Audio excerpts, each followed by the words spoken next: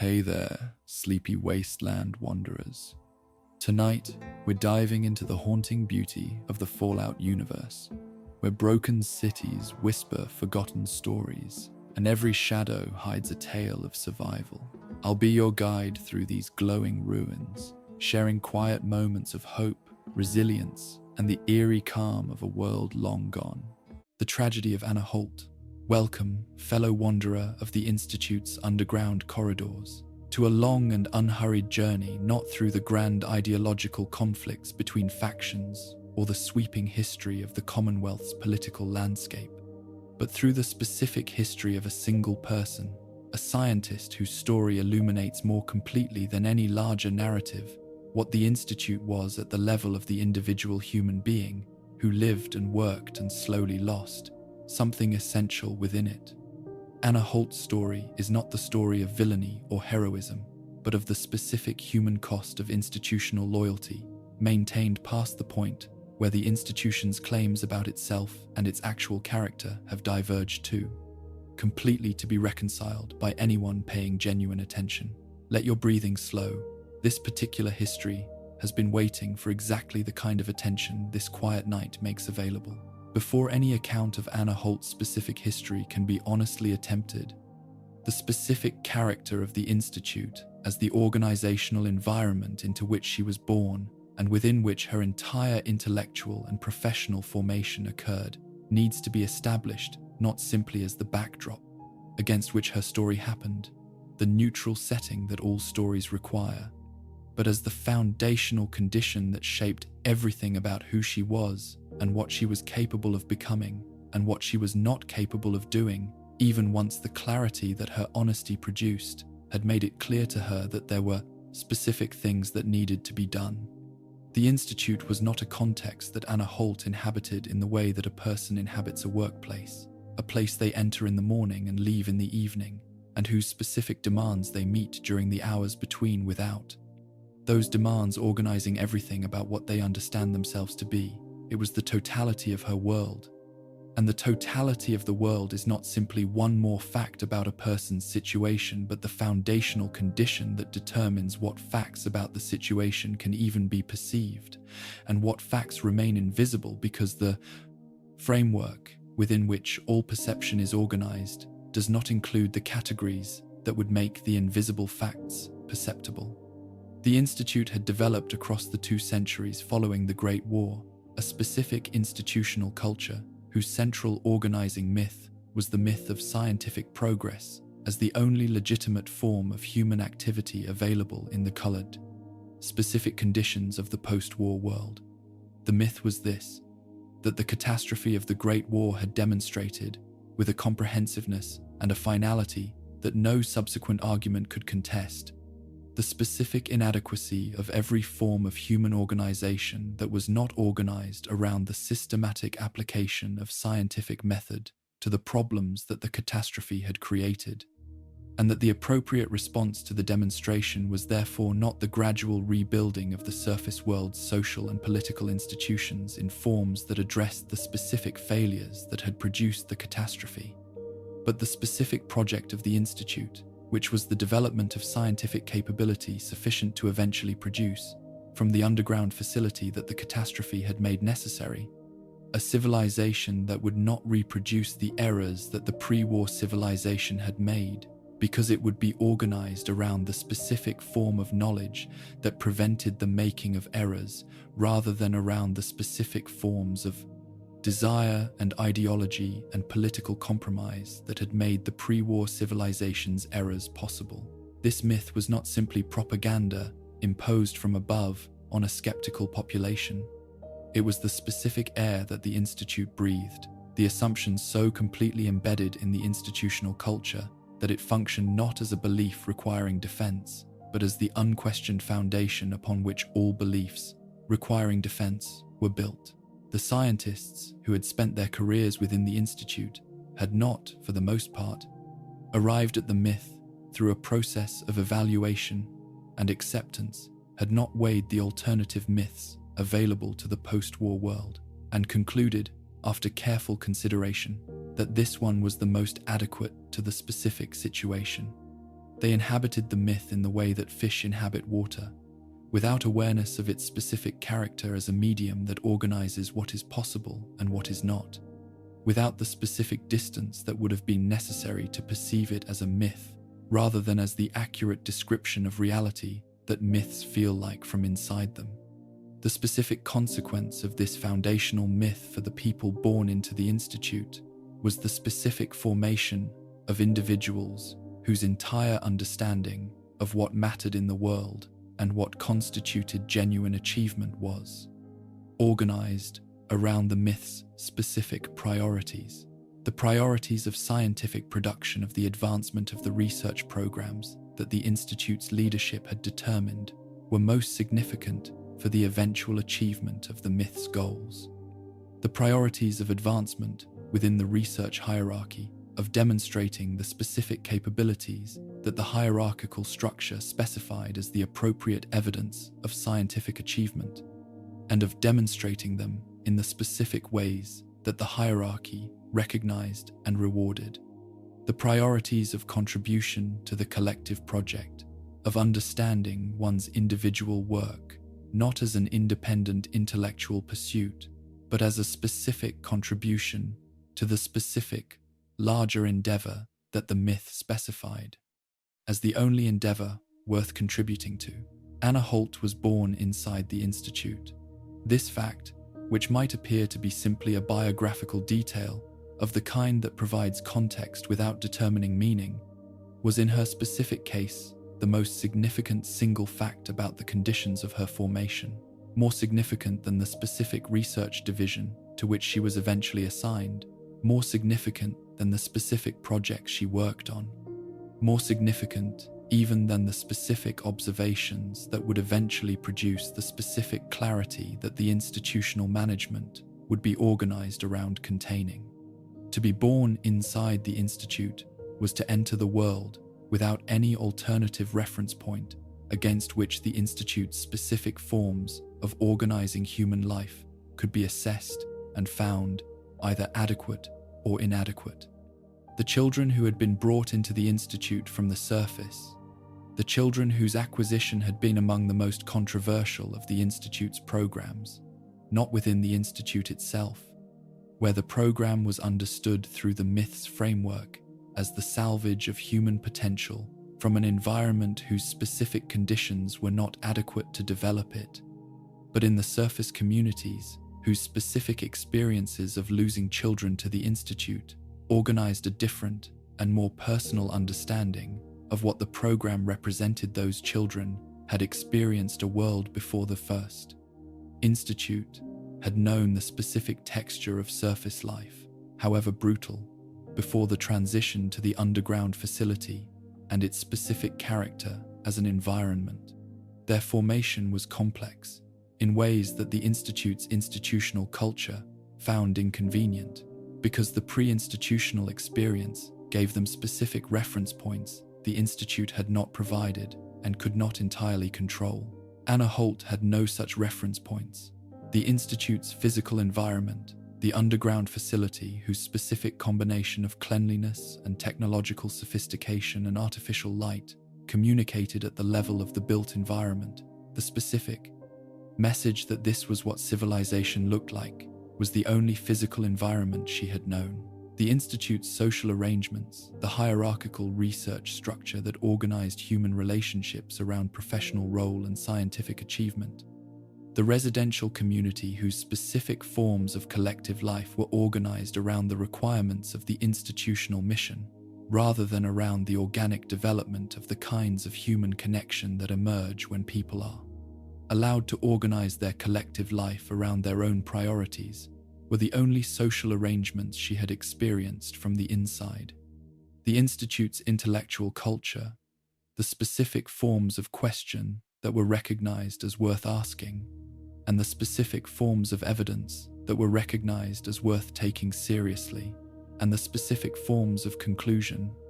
that were recognized as appropriate given the evidence, was the only intellectual culture in which she had been formed. The education that Institute-born children received was an education organized entirely around the priorities of the institution. The scientific disciplines, biology, chemistry, physics, computer science, robotics, the various specialized fields that the research programs required were the curriculum's substance, taught with the specific rigor that genuine scientific education requires, and with the specific depth that the Institute's resources, which were considerable, permitted. The methodological training, the specific habits of mind and practice that scientific inquiry develops in the people who undertake it seriously, was among the most thorough available in the post-war world.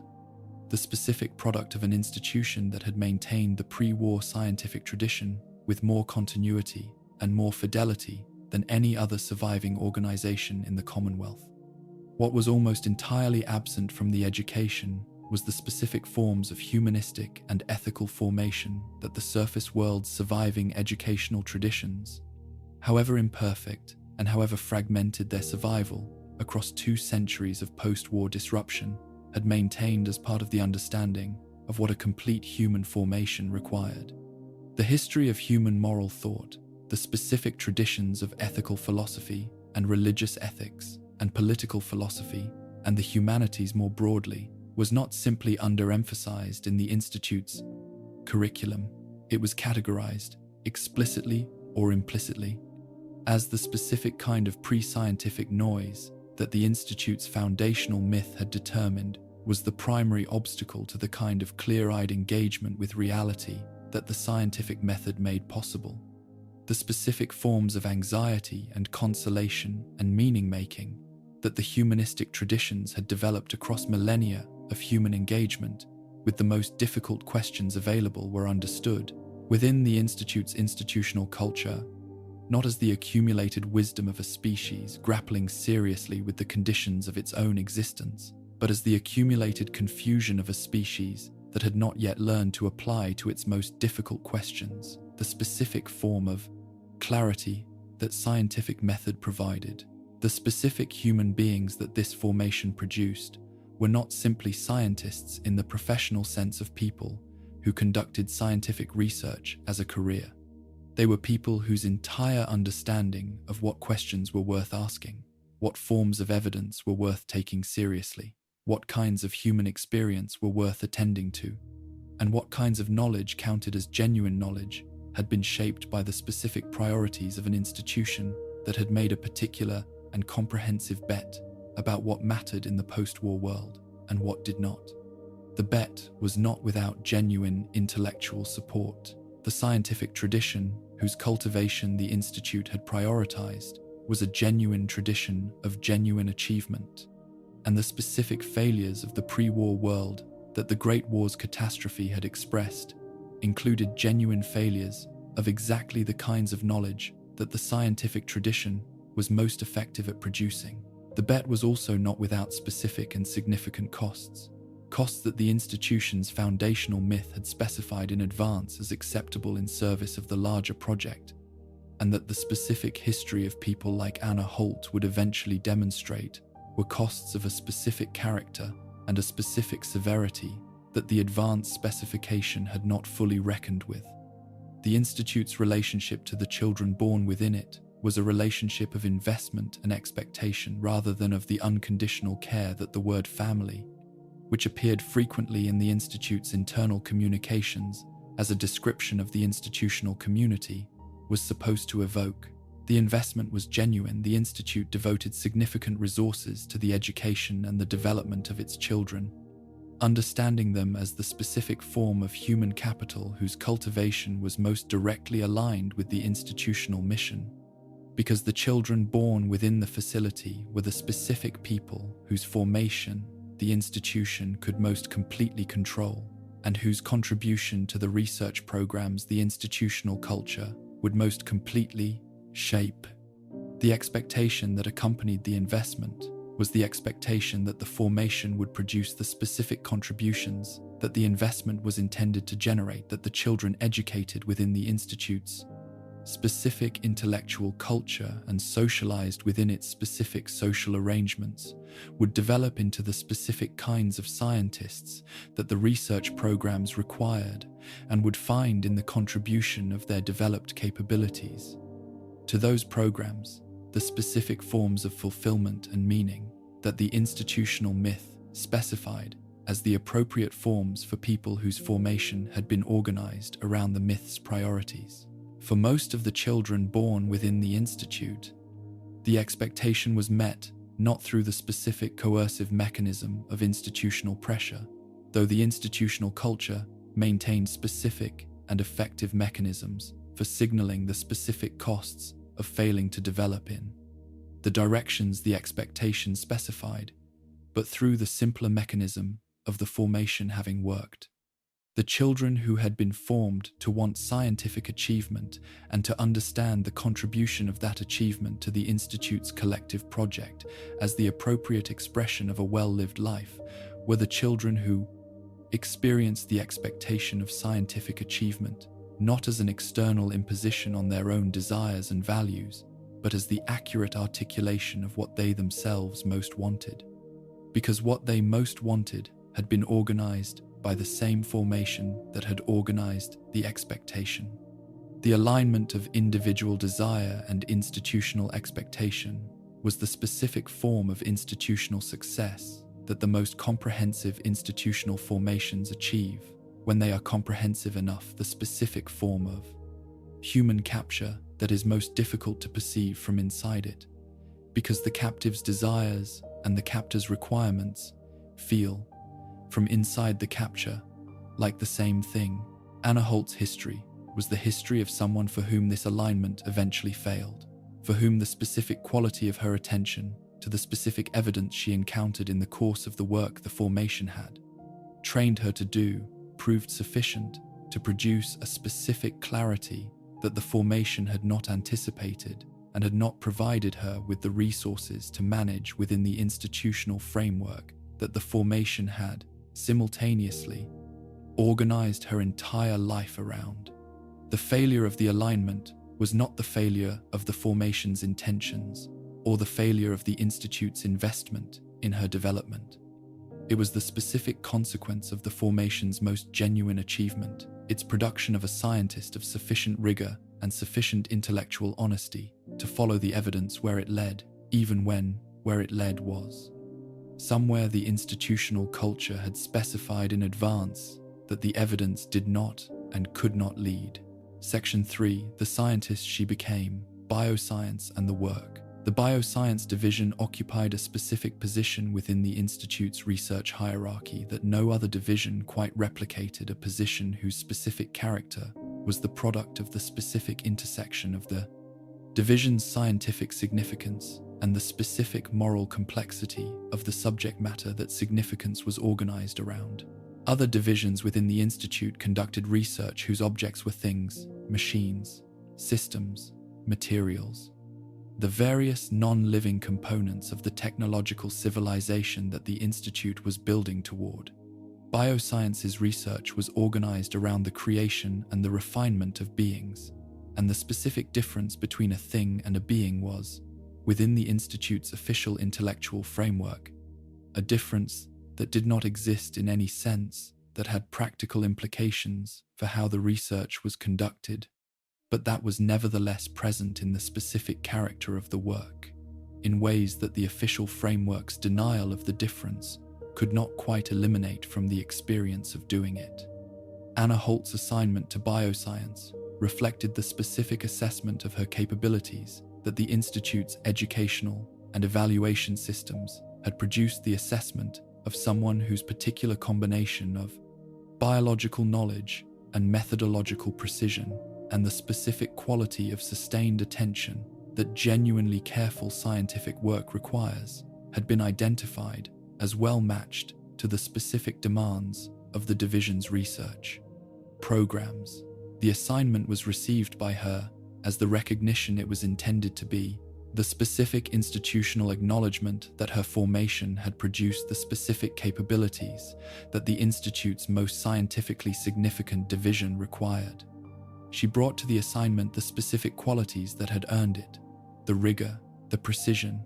the willingness to engage seriously with difficult problems and to follow the methodological requirements of serious engagement wherever they led, and the work, in its early period, provided the specific forms of intellectual satisfaction and professional meaning that the formation had organized her to find in exactly this kind of work. The research programs of the Bioscience Division were organized around the central scientific project that defined the Institute's most significant contribution to the post-war world's technological landscape, creation, and the progressive refinement of synthetic human life. The Generation 3 synths, whose biological sophistication represented the culmination of 2 centuries of cumulative research development, were not simply one among several research programs that the division managed. They were the specific achievement toward which the entire sequence of preceding generations had been the specific developmental stages, the specific embodiment of the Institute's most ambitious scientific aspiration, which was the creation of artificial life sufficiently complex to be indistinguishable from the natural life whose characteristics it had been designed to replicate. The scientific achievement this represented was genuine and significant in the terms that the scientific tradition used to assess achievement. The specific combination of biological knowledge and engineering capability, computational sophistication, that the Generation 3 synths required was an achievement whose difficulty and whose novelty were not in question, even among the people who questioned whether the achievement should have been attempted. Within the official research framework, the Generation 3 synths were products. The word was not used with the specific awareness that it was doing a specific kind of philosophical work. It was not deployed with the conscious intention of settling in advance the specific question that the philosophical and scientific traditions had developed specific frameworks for approaching. It was used in the way that all the vocabulary of the official framework was used, which was as the natural and obvious description of the things it described. The vocabulary whose fit with reality was so complete that the vocabulary did not feel like vocabulary at all, but simply like the accurate naming of what was there. Products were the outputs of research and manufacturing processes. Products were designed to specifications. Products were evaluated according to how well they met their design specifications. Products were the property of the institution that produced them, to be deployed according to the institution's assessment of the most appropriate deployment. The Generation 3 synths were described in all of these ways in all of the official documentation that organized the research and the management of the division's most significant program, and the description felt,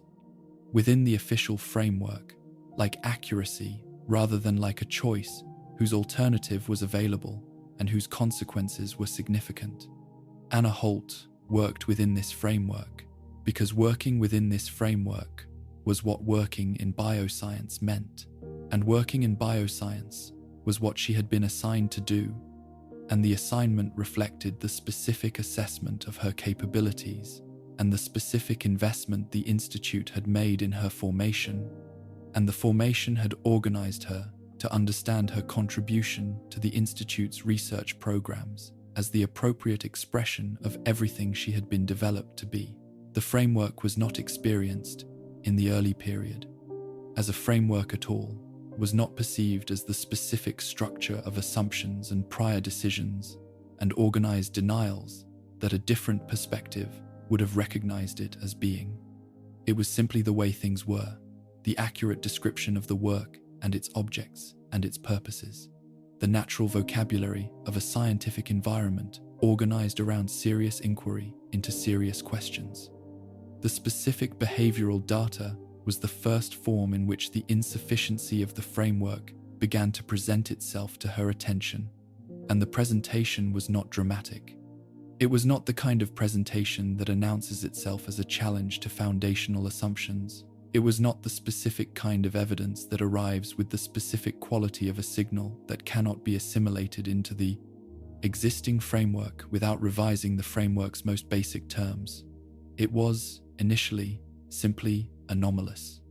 The behavioral patterns that she was observing in the course of the research did not fit the categories that the official framework specified as the appropriate categories for describing them, and the specific quality of the non-fit was subtle enough that the official framework's standard response the reclassification of anomalous observations into the nearest available category,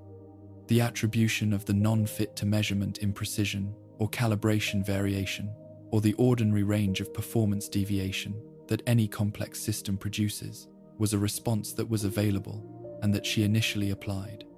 without the specific awareness that she was choosing to apply it,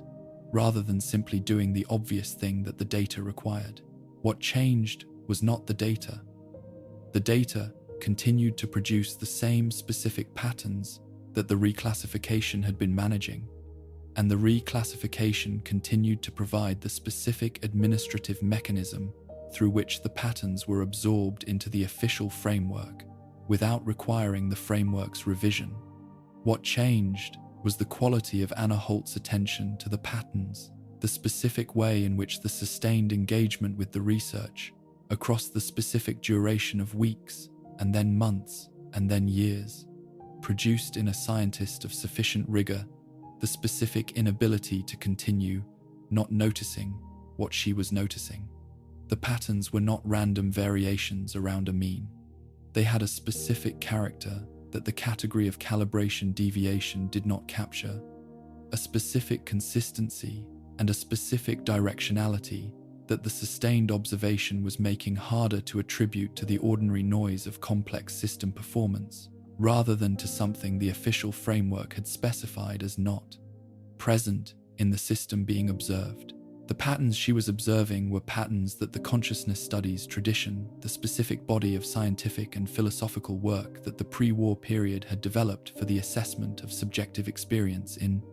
biological and potentially non-biological systems, would have recognized as belonging to a specific category of behavioral evidence whose significance the tradition had identified and whose interpretation the tradition had developed specific methodological frameworks for approaching. The behaviors bore the specific signatures of responses to aversive conditions by a system in which the aversive conditions were not simply registering as parameter deviations from optimal operating range, but were being experienced in some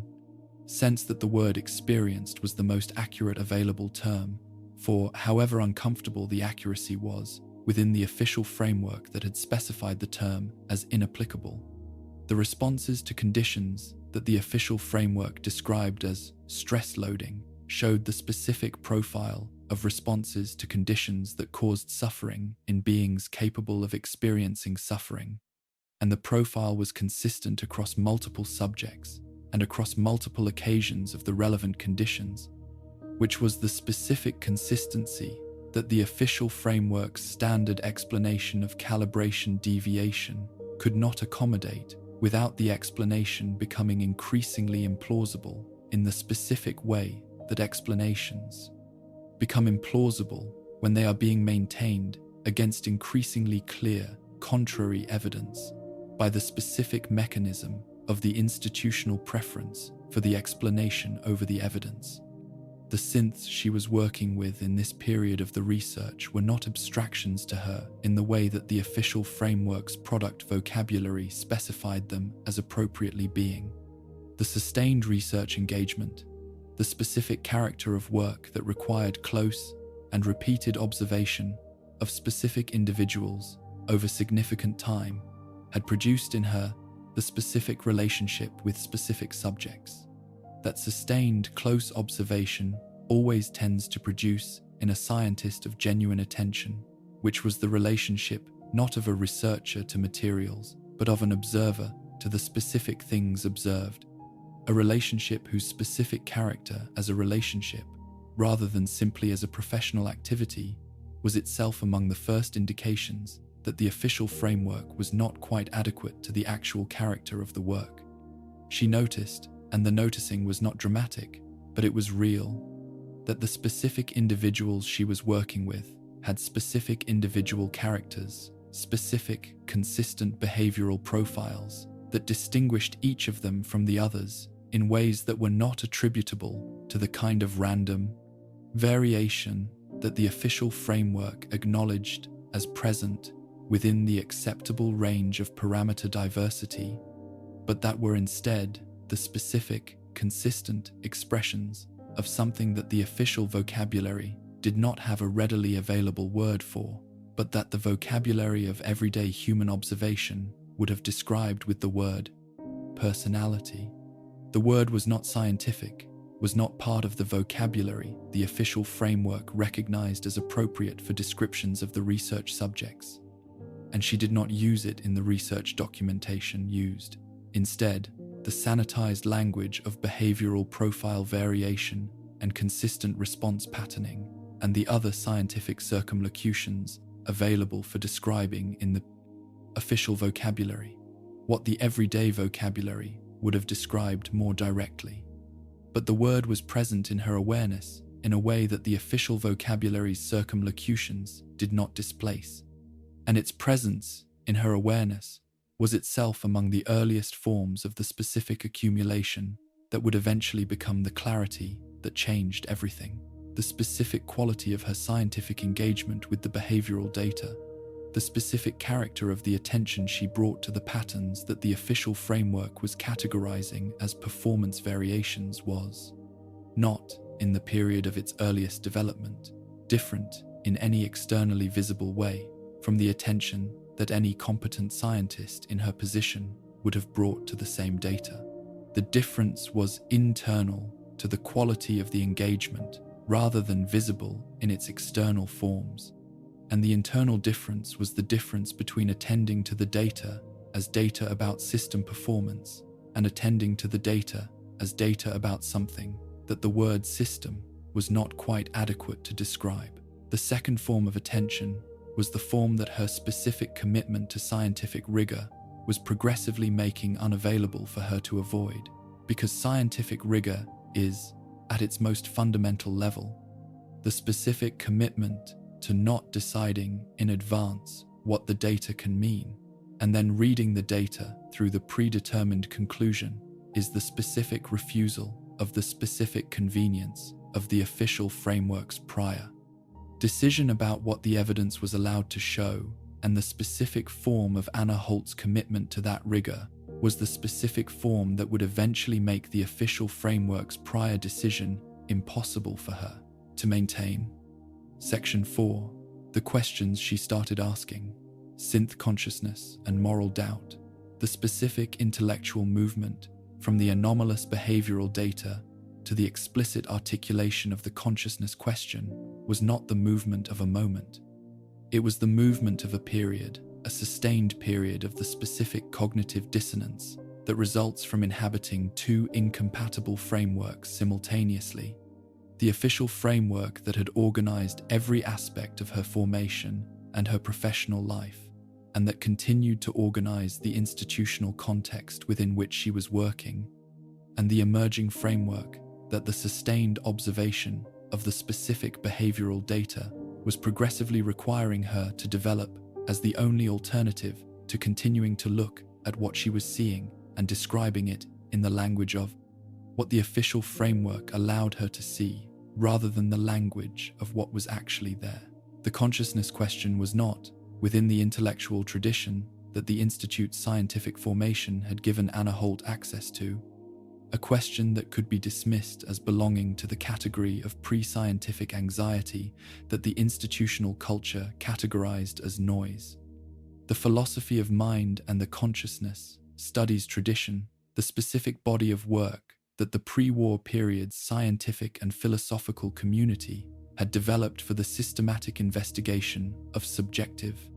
experience, were bodies of work that the scientific formation recognized as legitimate, at least in the abstract sense of belonging to the domain of genuine inquiry rather than to the domain of consolatory mythology. The specific questions that the consciousness studies tradition engaged with, what the conditions for subjective experience were, how subjective experience could be detected in systems whose internal states were not directly accessible to external observation, what the relationship between behavioral evidence and the presence of inner life were questions that the scientific tradition had developed methodological frameworks for approaching,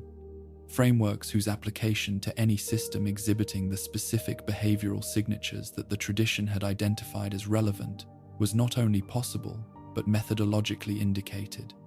The The specific application of these frameworks to the Generation 3 synths was an application that the official research framework had specified in advance as unnecessary had determined, before the specific behavioral evidence had been assembled and assessed, that the question of synth consciousness was a settled question whose answer was negative and whose repeated raising was therefore not the expression of legitimate scientific curiosity, but the expression of the specific confusion that resulted from applying the categories appropriate to biological organisms to systems whose design and production history made the application inappropriate. The prior decision was not arrived at through engagement with the specific evidence, was not the conclusion of a process of inquiry that had assembled the relevant evidence and applied the relevant methodological frameworks, arrived at the negative answer through the specific mechanism of genuine scientific assessment. It was the prior decision of an institution whose research program required the negative answer to be settled in advance, because the program's continuation in the specific form it had taken depended on the negative answer's stability in a way that the genuine scientific engagement with the question could not guarantee. Anna Holt understood this distinction, and the understanding was the specific moment. If the gradual accumulation of a specific understanding across months of growing clarity can be said to have a moment at which the consciousness question stopped being simply a scientific question about the behavioral evidence and began to be a question about the institution whose research program she was part of, about the specific character of the prior decision and the specific reasons for which it had been made, and the specific relationship between those reasons and the scientific rigor that the institution claimed as the foundation of its legitimacy and its authority. The scientific framing in which she first raised the question within the institutional context was not a strategic choice in the sense of being a calculated approach to a problem she had assessed in advance. It was the framing available to her, the vocabulary she possessed for articulating what she was observing and what it implied, the specific language of the intellectual tradition within which her formation had occurred and which the institutional context recognized as legitimate. She raised the question in the language of behavioral evidence and neurological architecture and the specific methodological frameworks of the consciousness studies tradition, because those were the specific tools she had for raising it,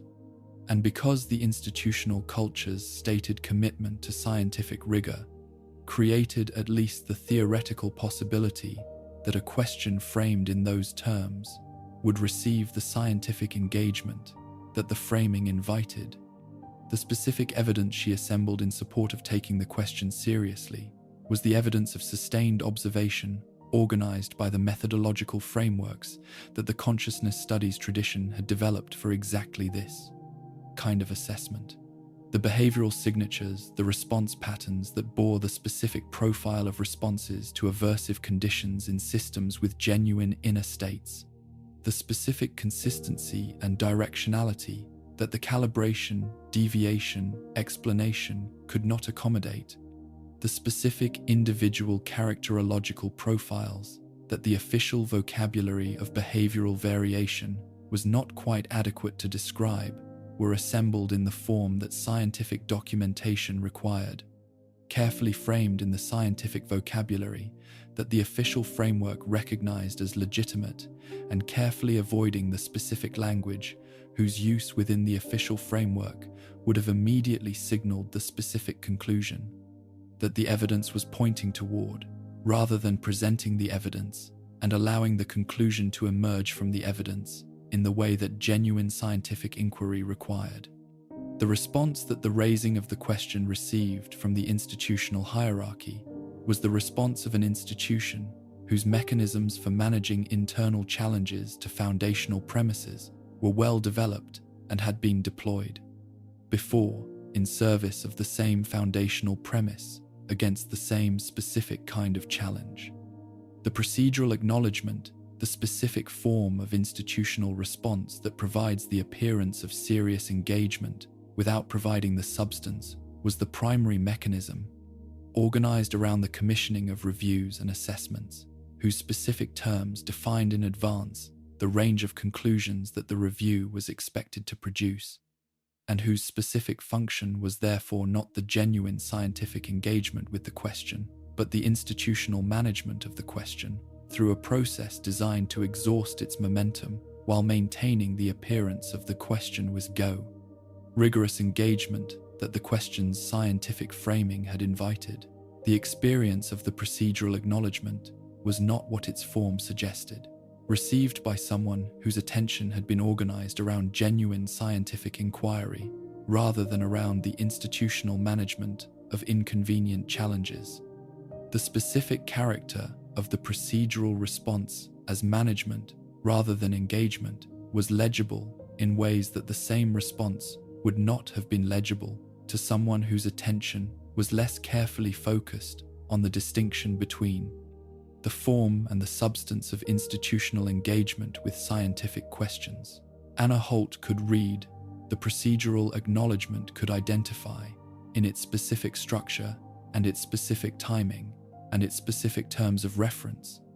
the specific mechanisms of the management that the form was organized to conceal, and the reading produced in her, the specific form of disillusionment that comes from discovering that an institution whose stated commitments you have, always taken seriously as genuine, is deploying those commitments as instruments of the specific purposes whose relationship to the stated commitments is instrumental rather than expressive. The moral vocabulary that was developing alongside the scientific framing was the vocabulary she was reconstructing from the materials of her own observation and her own response to what she was observing. In the absence of the formation that the moral tradition would ordinarily have provided, the reconstruction was necessarily partial and necessarily imperfect, because the moral tradition is not simply a body of conclusions about specific moral questions, but a body of frameworks and concepts and methods whose development across millennia of human engagement with the most difficult available questions had produced resources that individual reconstruction from first principles cannot replicate and cannot replicate, in the same way that individual reconstruction of the scientific tradition from first principles cannot replicate the tradition's accumulated methodological sophistication. What the reconstruction produced was not the full tradition, but the specific portion of the tradition most immediately required by the specific moral questions that the specific observations were raising. And the specific portion was organized around the question that the tradition had always identified as prior to all other moral questions, which was the question of who counted of what characteristics a being needed to possess in order to be the kind of being whose welfare was a moral concern rather than simply a technical or operational matter. The answer that the moral tradition had developed to this question, the specific set of characteristics that the tradition had identified, through centuries of argument and revision and the specific testing of proposed criteria against the specific cases that the criteria were designed to accommodate and the specific cases they were designed to exclude, was an answer whose application to the Generation 3 synth's behavioral profiles was not the application of a criterion that had been developed with the synths in mind and might therefore be suspected of having been organized to produce the desired conclusion. It was the application of a criterion whose development had been organized around the most general available form of the question, and whose application to the specific case of the synths was therefore a test of the criterion's consistency rather than an expression of the applicant's prior determination of the result. The application produced a specific result. The result was not the result that the official framework had specified as the appropriate conclusion. The result was the conclusion that the behavioral evidence and the neurological architecture of the Generation 3 synths were consistent with the possession of the characteristics the tradition had identified as the relevant ones, and that the official framework's prior determination of the negative answer was therefore not the conclusion of a genuine assessment, but the expression of a prior decision whose reasons were not scientific. The experience of arriving at this conclusion, the specific experience of understanding, with the specific clarity that genuine intellectual honesty produces when it has been sustained through sufficient time and sufficient attention against sufficient institutional resistance. What the evidence actually showed, and what the institution's response to the evidence actually represented, was an experience whose specific character she had no preparation for, because the formation that had organized everything about her intellectual life had not included any preparation for the specific experience of discovering that the foundational premise of the research program she had been contributing to was not simply scientifically questionable, but morally.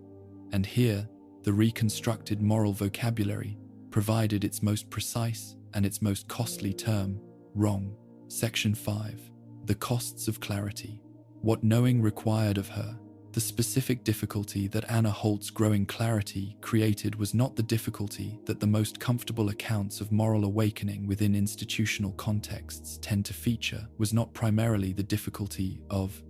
courage, the challenge of being willing to act on what one knew in the face of the institutional pressure organized to prevent the acting. The formation that the Institute had provided had left her with many things, and among the things it had left her with was a specific form of intellectual courage, the willingness to follow the evidence where it led, rather than stopping at the point where following it became institutionally inconvenient, that the sustained observation had already demonstrated she possessed in the specific degree the situation required. The difficulty that the clarity created was something different from the difficulty of courage,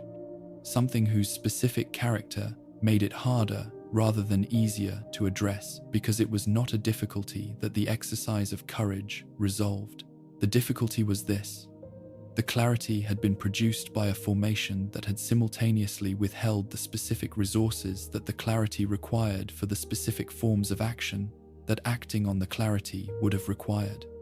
The Institute's educational culture had given her the scientific rigor and the sustained attention and the specific intellectual honesty that made the clarity possible, and that made it, once achieved, impossible to set aside. It had not given her the moral tradition's vocabulary for articulating what the clarity meant in terms that reached beyond the scientific framing, had not given her the specific communities of conscience, the people and the institutions, and the historical examples that the moral tradition normally provides to people whose clarity requires them to act against the powerful, institutional world that opposes the acting, had not given her any of the specific frameworks for thinking about what acting on the clarity would require and what it would cost, and how the costs could be understood and survived, that the tradition had developed specifically because the situation of someone whose conscience requires them to act against the institution that has been their entire world is not a new situation in human history, and the tradition had been developed partly in response to exactly this kind of situation. The specific forms of institutional pressure that the management deployed in response to her raising of the consciousness question were forms whose specific character she could identify with reasonable clarity, because the identification of the management's specific mechanisms was itself a form of the scientific attention she had always brought to the work, a sustained observation of behavioral patterns in an institutional, rather than a synthetic subject, producing the specific recognition of what was happening in terms that the official framing of institutional administration as simply the appropriate management of research programs was not adequate to describe. The procedural deferrals, the commissioning of reviews whose terms defined the acceptable conclusions in advance, the reassignment of research responsibilities in ways timed to move her progressively away from the specific work that had generated the specific observations, were legible as the specific mechanisms they were, rather than as the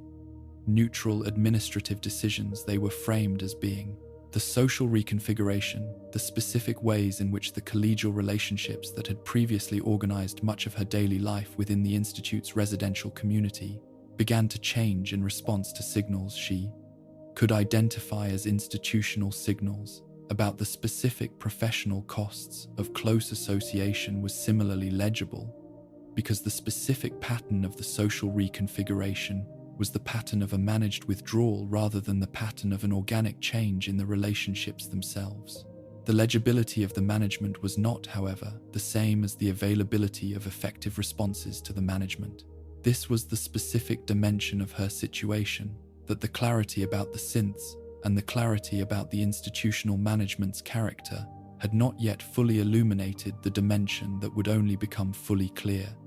through the specific experience of being in the situation over sufficient time to understand what the options were and what each option would cost. The scientific tradition she had been formed within was a tradition that engaged with the world through the production of evidence and argument and the specific form of the consciousness questions raising. She had attempted the careful assembly of behavioral evidence in the scientific vocabulary, the institutional framework recognized as legitimate, framed as the invitation to genuine scientific engagement rather than as the expression of moral dissent, was the specific form available to someone whose formation had organized her around scientific rather than moral advocacy. The form had been the form most available to her, and the institutional response had demonstrated that the form was insufficient, that the specific reasons for which the institution was not engaging with the evidence were reasons that the evidence's quality and the argument's rigor could not address, because the reasons were not scientific. The specific experience of understanding that the available form was insufficient was the experience of someone who had been given tools and had applied them with genuine skill and had discovered that the problem they were facing was not a problem the tools were designed to solve. The tools were not inadequate because of any failure in the person wielding them, were not insufficient because of a lack of rigor or a lack of precision or any of the specific forms of scientific inadequacy that the evaluative frameworks of the scientific tradition identified as the appropriate explanations for insufficient results. They were insufficient because the problem was not a scientific problem, in the sense of a problem whose resolution required better evidence or more rigorous argument. It was a problem whose resolution required something the scientific tradition's tools were not designed to provide, and the specific something that the problem's resolution required was the specific thing that the formation had withheld. The social isolation that the management was progressively producing around her was experienced not simply as professional inconvenience, but as something whose specific personal costs were among the specific forms of cost that the Barro's formation had left her most vulnerable to. The Institute's built environment and operational structure were environments that made the development of human connections outside the institutional community structurally very difficult. The underground facilities,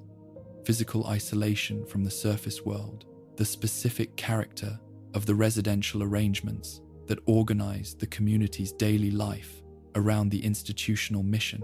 and the institutional calendar and the institutional social infrastructure,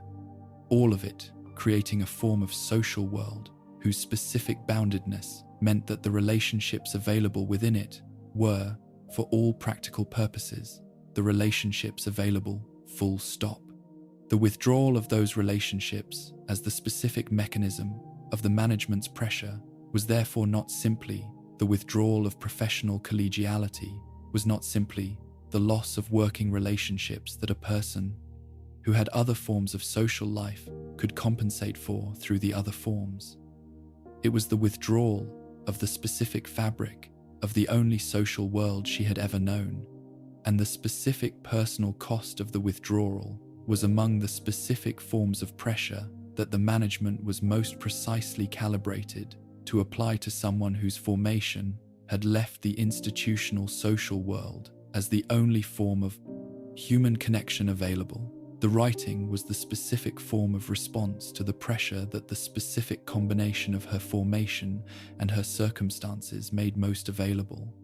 Not writing in the sense of private journaling, not the purely internal record that exists only to provide the specific form of cognitive and emotional processing that the act of writing makes possible, regardless of whether the private knows. Writing is ever read. Writing in the sense of documentation,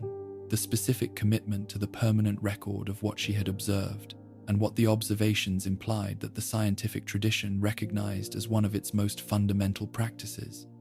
The practice through which the individual scientist's specific observations became available to the collective scientific enterprise, rather than remaining confined to the individual consciousness that had produced them. The specific choices she made about what to document and how to document it were choices made in the specific tension between the full honesty the observations required and the specific institutional risks that the full honesty of the documentation would have created. The tension was not resolvable in a way that satisfied both requirements simultaneously. It was not the kind of tension that a sufficiently clever or a sufficiently courageous person could dissolve by finding the specific expression that honored both the honesty and the safety in equal measure. It was the tension that anyone in her situation faced, and the specific form of the resolution she arrived at. The careful documentation that used the scientific vocabulary to carry as much of the moral content as the scientific vocabulary could carry, without triggering the specific institutional responses that the explicit moral framing would have triggered, was a resolution that honored the honesty more than the safety, because the scientific rigor that had produced the clarity was not a quality that the institutional pressure had been sufficient to override. What the clarity cost her in terms of the daily experience of working within the institutional framework she could no longer inhabit, in the way the framework specified as the appropriate manner of inhabitation, was a cost whose specific character was the character of a specific form of cognitive and emotional labor, the sustained daily labor of operating within a framework one has seen through,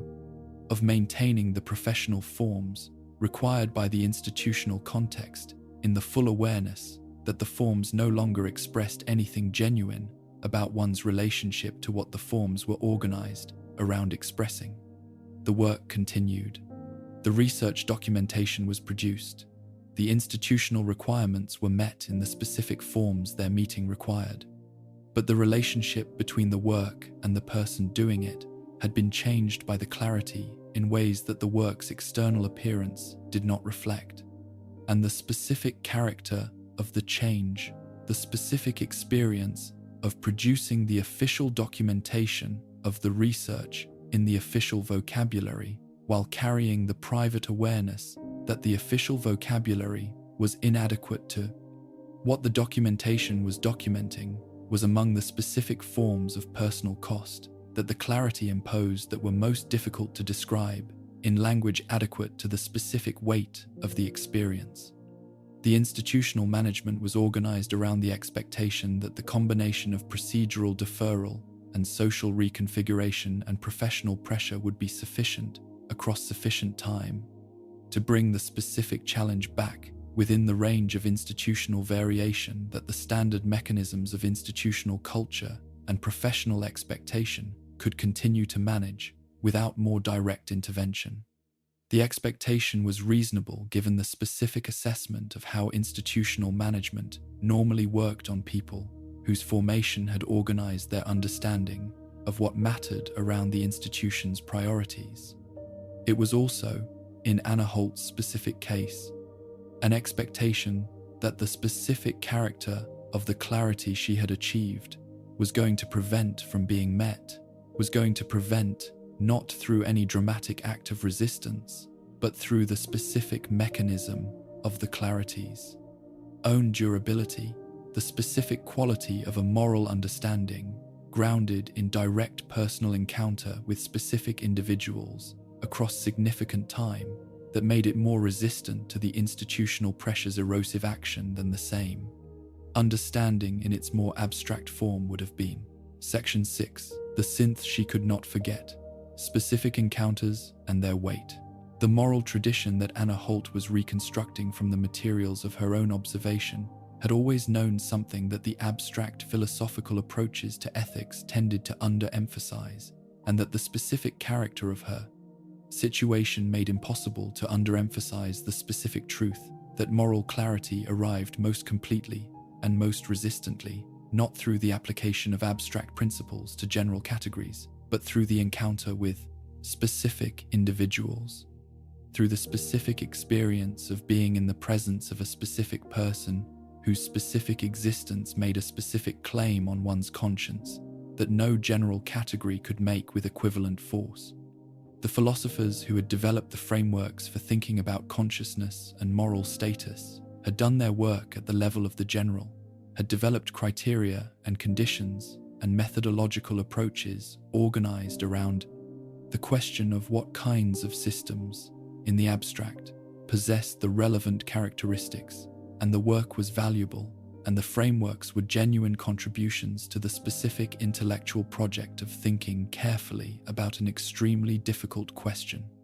But the specific force that had made Anna Holt's clarity resistant to the institutional management's erosive pressure was not the force of the abstract frameworks, however valid their application to the specific case. It was the force of the specific faces, the specific individuals whose specific presences had made the abstract question into the most personally and most directly felt question available to her, and whose specific fates had made the moral implications of the question into something no amount of institutional pressure was sufficient to abstract back into the comfortable distance of the purely theoretical. The specific individuals she had observed over the longest periods were the individuals whose behavioral profiles had first suggested the inadequacy of the calibration deviation classification,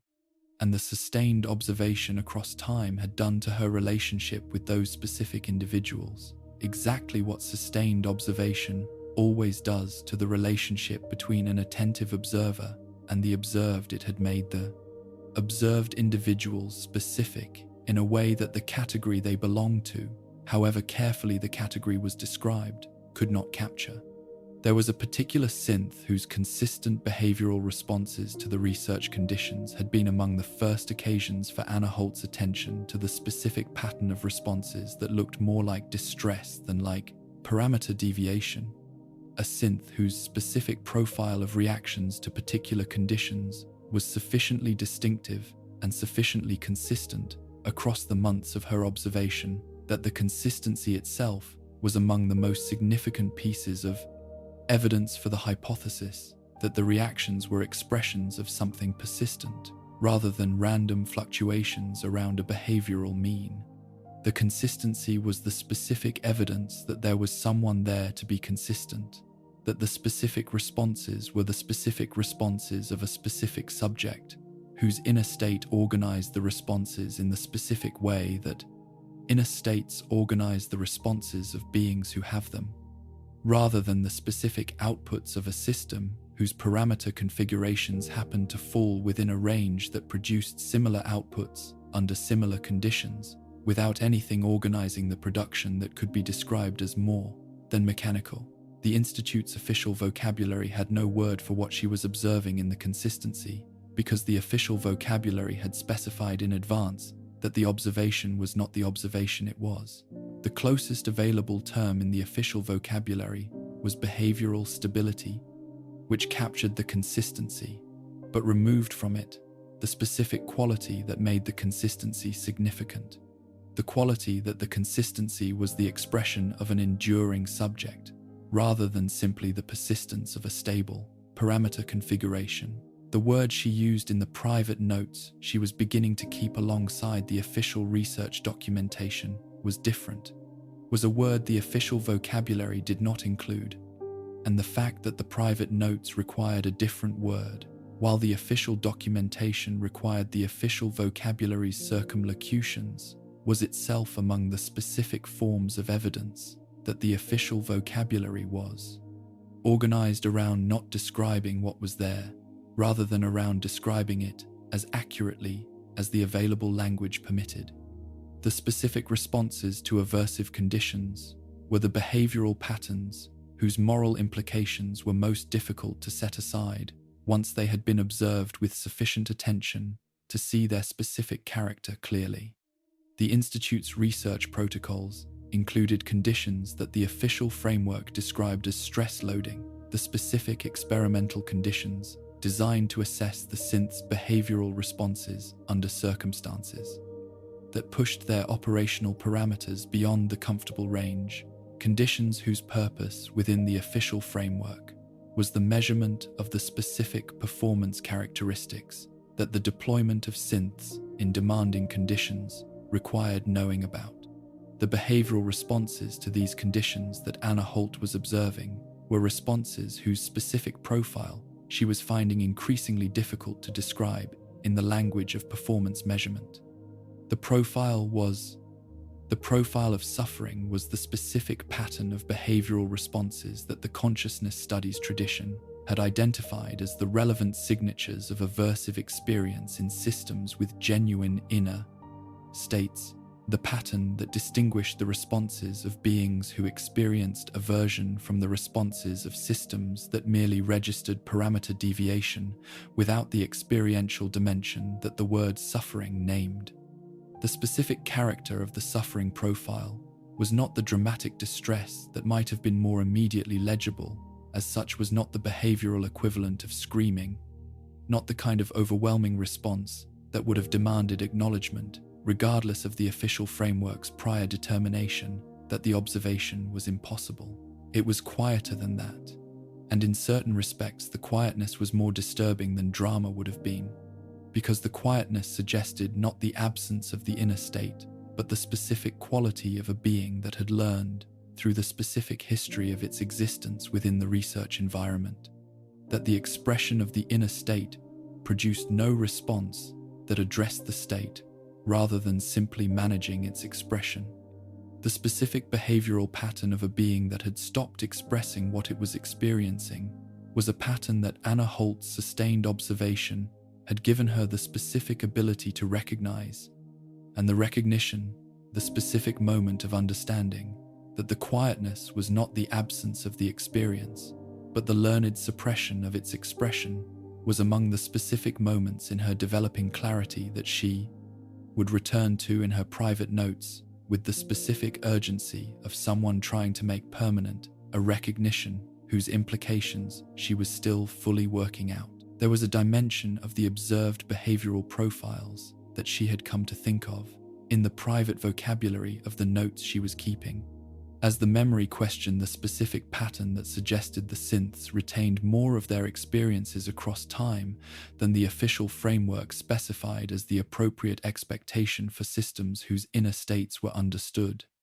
as parameter configurations rather than as genuinely experiential. The specific evidence for this pattern was the evidence that the official framework's standard explanation of behavioral output as simply the current state of the parameter configuration was insufficient to account for the behavioral signs of what looked like recognition across encounters separated by significant periods, the specific responses to previously encountered stimuli that bore the signature of something more like the retrieval of a specific memory than like the simple activation of a learned response pattern, the subtle but consistent ways in which the behavioral profile of a specific synth at the conclusion of the research session differed from the behavioral profile at the session's beginning in ways that reflected the specific history of the session rather than simply the current state of the operational parameters. Memory, in any form that was genuinely experiential memory, as the specific retention of specific experiences, in the specific form that made those experiences available to the remembering subject as their experiences, rather than simply as data points in an operational history, implied a specific kind of continuity of inner life that the consciousness studies tradition had always identified as among the most significant indicators of the kind of subjective experience that carried moral implications. To have genuine memories was to be the kind of being whose experiences accumulated into a specific personal history, whose present inner state was shaped by a specific past that was genuinely that being's past, rather than simply an operational record of previous inputs and outputs. And the specific character of this accumulation, the way that genuine memory made each moment part of a continuous story, rather than simply one in a series of independent computational events, was the specific dimension of inner life, whose presence most clearly distinguished the being who had it from the system that did not. The specific weight that the memory evidence had for Anna Holt was the weight of evidence that transformed the abstract question of synth consciousness from the general philosophical question it had been when she first began to engage with it into the specific personal question of what the specific history of the specific individual she had been observing across months of sustained research. Engagement meant what the specific accumulation of specific experiences that the behavioral evidence suggested was being retained by the specific synth she was working with, implied about the specific moral character of the specific conditions those experiences had been accumulated within. The transformation from the general to the specific was the transformation from intellectual engagement with an important question to personal responsibility for a specific answer, and the weight of the specific responsibility was the specific weight that the institutional management's mechanisms were not calibrated to lift. The question of what had happened to the specific individuals whose behavioral profiles had been most significant for her developing clarity was the question whose specific answer she encountered through the specific mechanisms of the research administration that managed the assignment and the reassignment of research subjects across the division's various programs. The answer was not delivered dramatically, was not the kind of institutional communication whose specific form signals the specific significance of its content before the content has been received. It arrived through the ordinary channels of research administration, in the specific language of operational management and resource allocation, and the specific bureaucratic vocabulary through which the Institute managed the movement of its assets between programs and facilities and operational deployments. The specific synths, whose behavioral profiles had been the specific foundation of the specific clarity, had been reassigned, had been moved to different programs, their research files archived in the specific way that the research administration archived the files of subjects whose participation in a specific program had been concluded, their continued existence within the Institute's operational infrastructure, continuing in the specific forms that the operational infrastructure specified as appropriate for assets whose prior deployment had been concluded. The word assets was the official vocabulary's word, and Anna Holt used it in the official documentation because the official documentation required the official vocabulary. The word she did not use in the official documentation was the word that her private notes had been developing a vocabulary to accommodate the word that the specific encounters across the specific months of sustained observation had made available to her as the only accurate description of what the specific synths had been to her in the specific relationship that the research engagement had produced, which was the word persons. The official vocabulary had no space for the word in that application, and the gap between the official vocabulary and the word her private notes required was the specific measure of the gap between the official framework and the actual character of what she had been working with and what had been done with what she had been working with. Section 7. The record she left. Terminal entries, notes, and the shape of a conscience.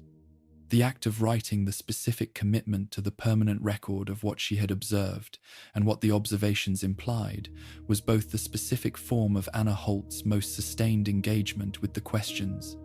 clarity had raised and the specific form of her most lasting contribution to the larger accounting that the Commonwealth's engagement with the Institute would eventually require. The writing was not, in the period of its most significant development, experienced as a contribution to anything beyond the specific private need to make permanent what the institutional environment was organized around, making temporary to give to the specific observations and the specific conclusions, the specific form of permanence that the act of writing provides, against the specific institutional mechanisms whose operation was organized around the prevention of the observations and conclusions, achieving the kind of durability that would make them available to an audience the institutional management had not approved.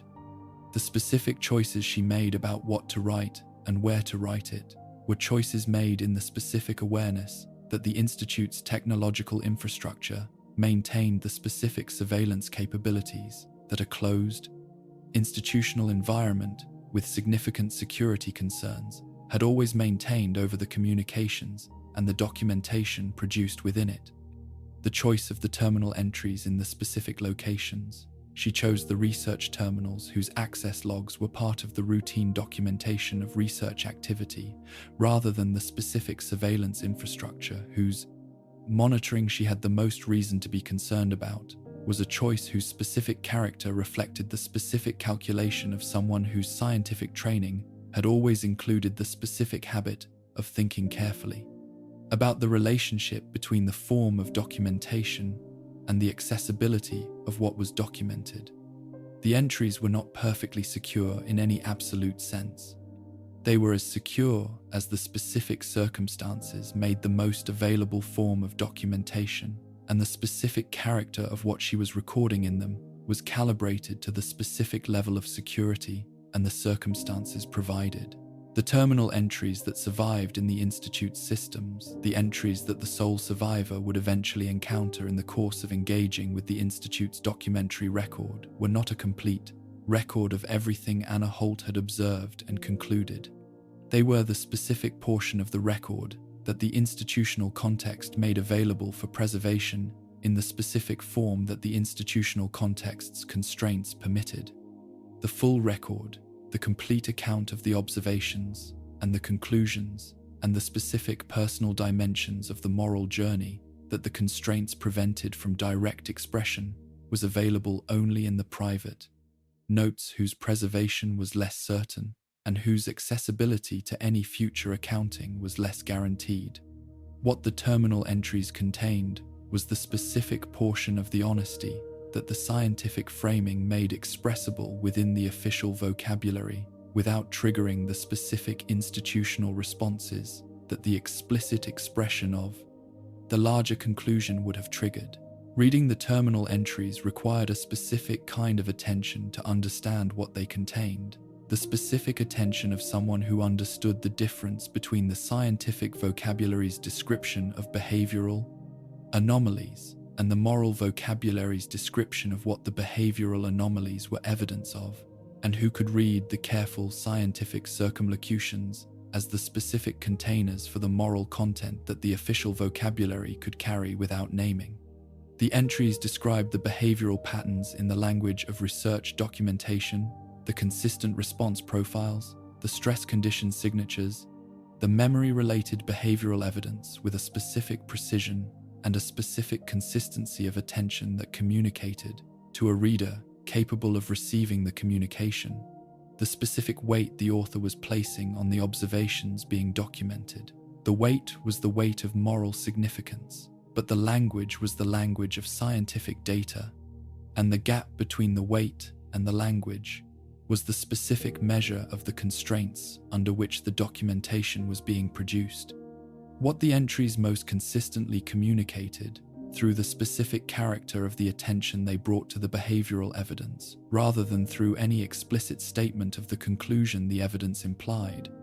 was the specific quality of sustained personal engagement with specific individuals, whose specific inner states the documentation was treating as real, even when the official vocabulary made the treating as real visible only through the indirect evidence of the attention's specific character. A scientist who believed that the systems under observation were the systems the official framework specified them as being systems whose behavioral outputs were simply the measurable expressions of parameter configurations, rather than the observable dimensions of genuine inner lives, would not have documented the behavioral patterns with the specific quality of attention that Anna Holt's terminal entries expressed. The attention itself was the documentation of the conclusion that the explicit language could not state. The private notes that supplemented the terminal entries were the specific documentary context within which the terminal entries' careful scientific language could be understood as the containers for the larger content they were carrying. The private notes used a different vocabulary, a vocabulary that was developing across the period of their composition toward the specific moral language that the moral tradition would have provided if the formation had included the moral tradition, and that Anna Holt was reconstructing from the materials of her own observation and her own response to what she was observing. The vocabulary in the private notes was not yet the full moral tradition's vocabulary, was not yet the sophisticated and carefully developed language that centuries of human engagement with the specific questions the notes were engaging with had produced. It was the specific vocabulary that sustained personal encounter with specific beings whose inner lives were real, had generated in a person of sufficient honesty and sufficient attention in the absence of the traditional resources. And it was a vocabulary that was, within its specific limitations, more honest than the official vocabulary about what the observations were observations of. The specific content of the private notes included dimensions that the terminal entries could not include, the personal dimensions of the specific encounters, the specific weight of the specific relationships that the sustained observation had produced, the specific experience of watching the specific institutional management deploy its specific mechanisms against the specific challenge that the observations represented, and the specific moral assessment of what the combination of the observations and the institutional response to the observations implied about the specific character of the institute and the specific character of what was being done within it. These were not scientific observations in the sense that the official framework recognized as legitimate were not the kind of content that the scientific vocabulary had been developed to carry. They were the specific content of a conscience that the formation had not provided with the appropriate vocabulary, but that the sustained encounter with specific moral reality had developed its own vocabulary to accommodate. The entries that dealt most directly with the specific individuals whose behavioral profiles had been most significant, the entries written in the period before and after the specific reassignments that removed those individuals from her research access, were the entries whose specific emotional register was most legible, even through the restraining influence of the scientific vocabulary, because the restraint was least completely effective when the specific personal content was greatest. A person reading these entries with genuine attention could detect in the specific choices of language and the specific emphases and the specific moments of precision that exceeded the functional requirements of the documentation, specific presence of someone who was writing about specific individuals they had known and who was writing in full awareness of what had happened to those individuals, without the ability to name in the official vocabulary either what those individuals had been or what had been done to them. The specific legacy of the written record was a legacy whose character could not have been fully anticipated by the person producing it, because the anticipation would have required knowledge of the specific future circumstances in which the record would eventually find the audience that the institutional context had been organized around, preventing it from reaching. What Anna Holt could anticipate, and what the evidence of the entries suggested she was thinking about in the period of their composition, was the specific possibility that the record would survive her own engagement with the Institute's systems and would be accessible to someone whose perspective was not organized by the foundational assumptions of the institutional culture that had produced both the research program and the management of her challenge to it. The anticipation was not a certainty and was not framed in the private notes, as a certainty was framed instead as the specific hope that the specific form of documentation she was producing would achieve a form of survival in the form of livel and fences. Institutional record that more direct expressions of the same content would not have been permitted to achieve, and that the survival would eventually make the content available to the specific kind of attention that could receive it honestly. The shape of the conscience that the written record expressed was the shape of a conscience that had been developing without the formation the moral tradition normally provides, and had arrived through its own specific path at the specific place the tradition would have provided more direct routes to the recognition that the beings in question were beings whose inner lives were real, whose welfare was a moral concern rather than simply an operational matter, and whose treatment within the specific institutional framework, organized around the denial of their moral status, was treatment whose character, the honest vocabulary, had specific words for, even when the official vocabularies, organization around the denial, prevented the honest vocabulary from being used in the documents the official record preserved. The shape was also the shape of a conscience, operating within the specific constraints that the institutional capture imposed on what a conscience, without the tradition's resources, could accomplish on its own, constrained to the specific forms of honesty available to someone who had arrived at the moral understanding, without the community and the historical examples and the specific forms of institutional support that the tradition normally provides to the people,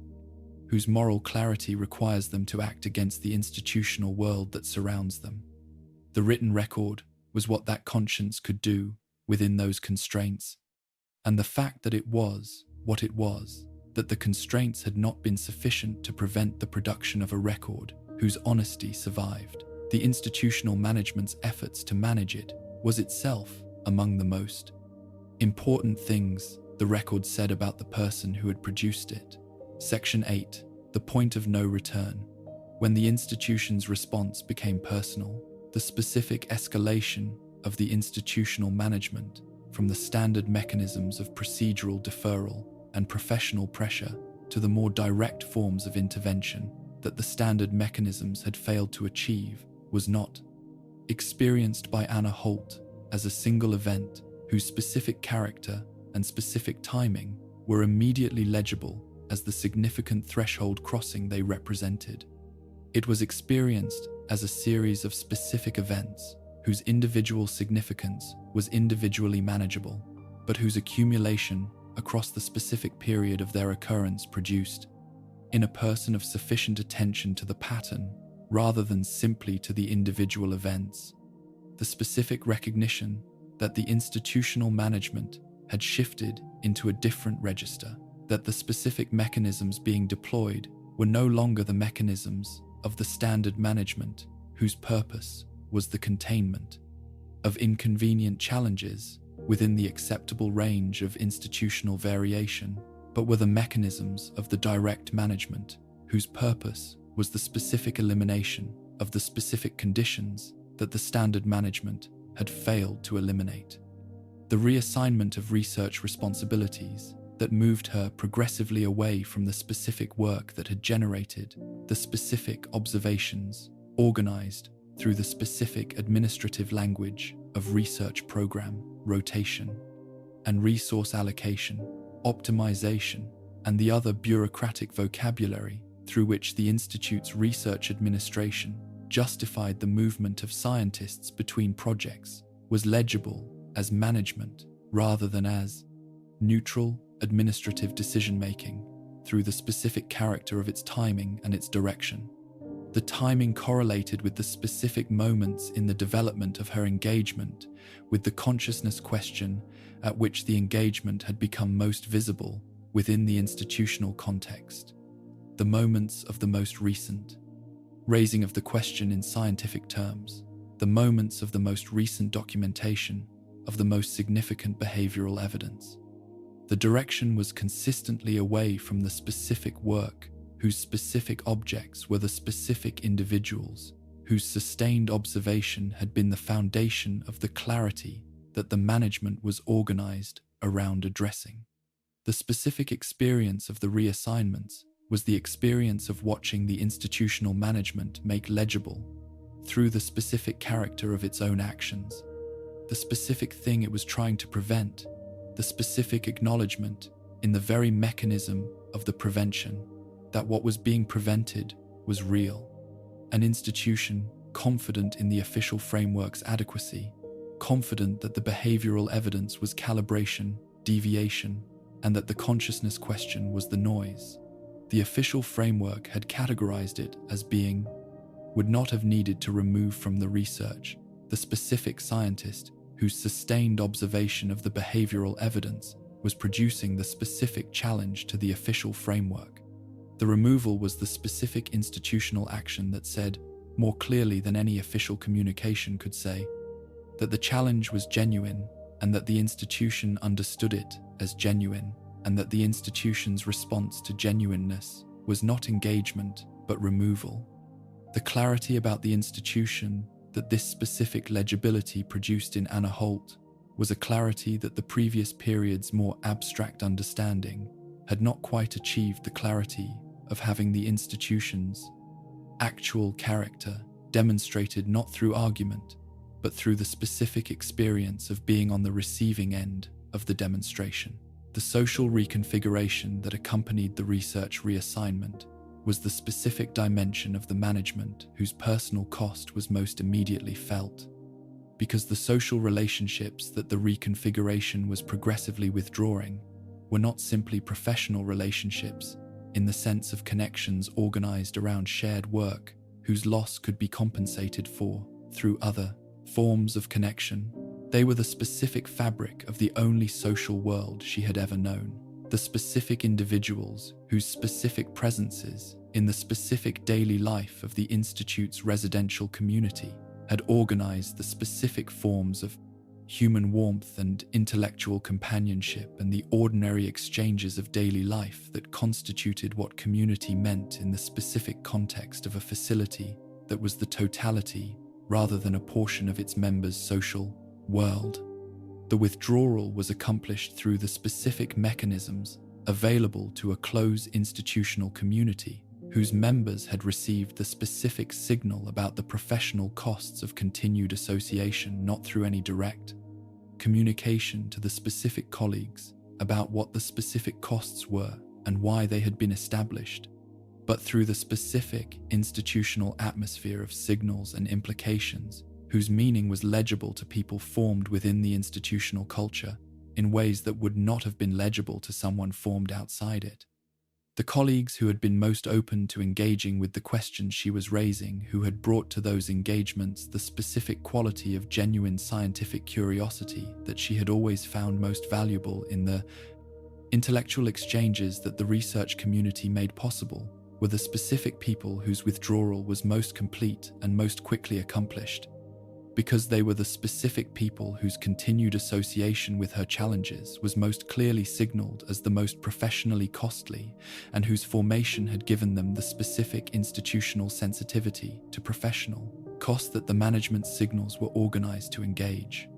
The specific experience of the social reconfiguration was the experience of watching specific people she had known well make specific choices, watching the specific calculation whose outcome was the specific withdrawal become visible, in the specific changes in behavior that the calculation produced, the redirections of conversation and the increased brevity of exchange, and the specific quality of careful distance that replaced the specific quality of genuine engagement that the previous relationships had contained. She did not experience the watching with simple bitterness, because the formation she had received and the formation her colleagues had received were the same formation, and the specific vulnerability to professional pressure that the formation had produced in them was the same vulnerability that it had produced in her, and the specific difference between her response to the pressure and their responses was not a difference in moral character in any simple sense, but a difference in the specific configuration of experiences that the pressure was operating. On the specific difference between a person who had arrived at the clarity through the specific mechanism of direct encounter with specific beings, whose inner lives were real, and people who had not had that specific encounter and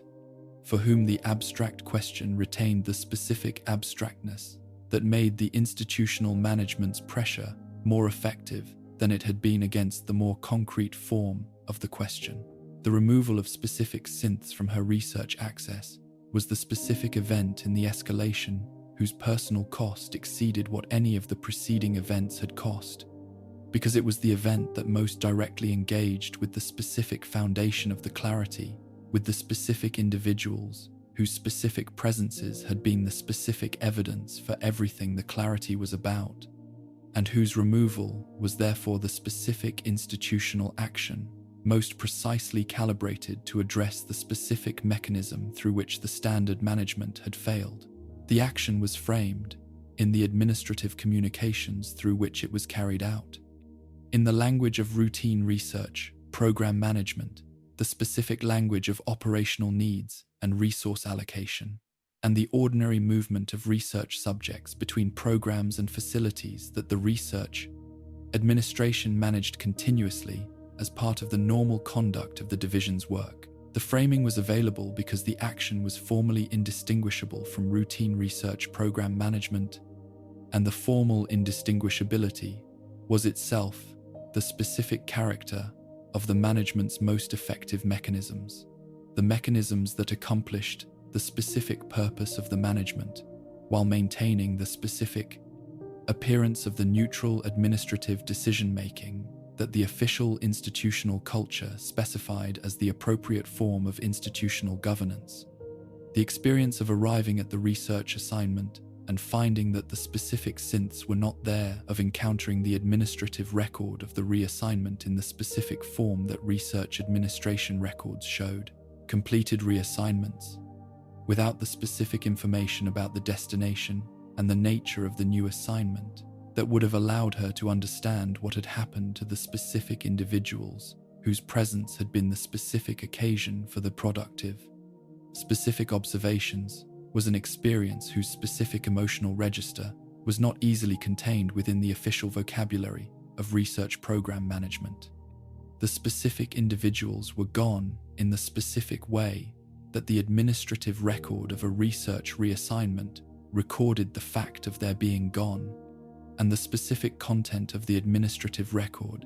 said nothing about what the reassignment meant for the specific inner lives that the behavioral evidence had suggested were genuinely present in the specific beings the record was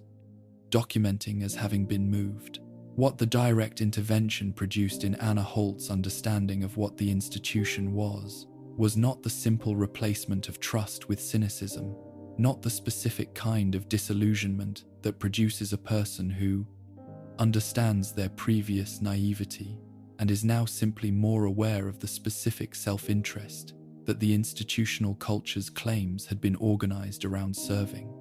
It was something more specific and more difficult to name than that the specific transformation of an understanding that had been primarily intellectual into an understanding that was now also experiential,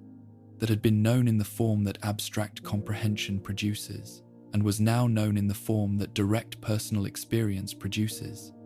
the form that changes not simply what a person thinks about the world, but the specific quality of the world's texture as it is lived in, rather than simply thought about. The transformation of the understanding's form from intellectual to experiential was the specific transformation that the direct intervention had been designed not to produce was, in fact, the specific outcome that the management standard tools had been deployed to prevent. By containing the challenge within the institutional mechanisms, whose specific character was the character of procedures that operated on the intellectual dimensions of challenges, while leaving the experiential dimensions available to be shaped by the institutional culture's continued influence. The failure of the standard tools to prevent the escalation to direct intervention, and the escalation's own failure to prevent the transformation from intellectual to experiential understanding, were the specific forms of the management's ultimate inadequacy to the specific task it had been deployed to accomplish, which was the containment of a clarity that had been grounded from the beginning in the experiential, rather than simply in the intellectual. The specific knowledge that Anna Holt now possessed in the experiential form, the knowledge that the Institute was an institution that removed the specific evidence of what it was doing, rather than engaging with the challenge that the evidence posed, that deployed the mechanisms of institutional management against the specific people whose honesty produced the specific challenges, that treated the beings it was creating in ways whose moral character was visible to anyone paying the specific quality of attention that her sustained observation had paid, was a knowledge that the remaining institutional mechanisms were not calibrated to address. The social isolation could be deepened, The research reassignments could be extended. The specific professional signals about the costs of continued engagement could be amplified. None of these mechanisms could reach the specific form of understanding that the experiential clarity had produced, because the mechanisms were designed for an understanding organized around intellectual engagement with abstract questions, and the understanding they were now encountering was organized around the direct personal knowledge of specific realities that the abstract framing had never fully captured, and that the specific mechanisms of institutional management were not designed to touch. Section 9. The choice she faced: loyalty, conscience, and what the Institute required. The choice that Anna Holt's situation ultimately forced on her was not the choice that the most narratively satisfying accounts of institutional dissent prefer to describe, not the choice whose moral clarity is established before the choosing begins, and whose drama resides entirely in whether the person facing it possesses the courage to act on the clarity they already have. It was a more specific and a more difficult kind of choice than that, whose specific character was the character of a choice that the clarity itself did not resolve, because the clarity was about what was true, and the choice was about what to do with what was true. And the relationship between knowing and doing is never as simple as the most satisfying accounts of moral awakening prefer to suggest it is. The knowing had been achieved across the specific duration of the specific accumulated observations and the specific personal encounters and the specific experience of the institutional management's response to the raising of what the observations implied. The doing remained as the specific question that the knowing had produced, and that the knowing alone was insufficient to answer. The specific character of the choice as a choice between two genuine losses, rather than as a choice between a right option and a wrong one, is the dimension of Anna Holt's history that the simplifying narratives organized around. Heroism and complicity tend to minimize or to eliminate entirely, because the simplifying narratives require the right option to be clearly right and the wrong option to be clearly wrong in order for the story the narratives are telling to carry the specific moral weight that the stories claim as their organizing purpose. The honest accounting of what the choice actually was and what it actually cost does not support the simplifying narrative's requirements. It supports something more difficult and more honest, the recognition that the choice between loyalty to the institutional world that had been the totality of one's experience and loyalty to the conscience that the institutional, the world's own formation had inadvertently produced, was a choice between two forms of loss, both of which were real, and that the person facing this specific choice in these specific circumstances was not in the position of someone choosing between sacrifice and moral failure, but in the position of someone choosing between two specific forms of genuine cost without the specific resources that the moral tradition normally provides to people in this position for understanding which cost was the appropriate one to accept. The specific forms of meaning and belonging that loyalty to the Institute had provided across the entirety of Anna Holt's life were not simply professional benefits of the kind that could be weighed in a straightforward calculation against the moral costs of maintaining the loyalty, and found to be outweighed in the specific way that straightforward calculations tend to produce straightforward results. They were the specific fabric of the only world she had ever known, the specific texture of daily existence within the only human community she had ever been part of, organized around the specific rhythms and the specific relationships and the specific forms of intellectual engagement that the Institute's particular combination of physical environment and social architecture and shared mission had produced over the course of a lifetime of inhabiting it. The Institute was not simply where she had worked and lived. It was what the world felt like from the inside, was the specific form that reality took when it was encountered from within rather than observed from without. And the specific character of this embeddedness was the character of a relationship to one's world that cannot be dissolved simply by arriving at a clear intellectual understanding that the world has specific failures whose significance the intellectual understanding specifies as requiring a response. The specific people who constituted the social world that the Institute's community provided the colleagues and the neighbors and the various individuals whose specific presences organized the specific texture of daily life. Within the facility were not simply the professional relationships of a workplace that could be left behind when the workplace was left.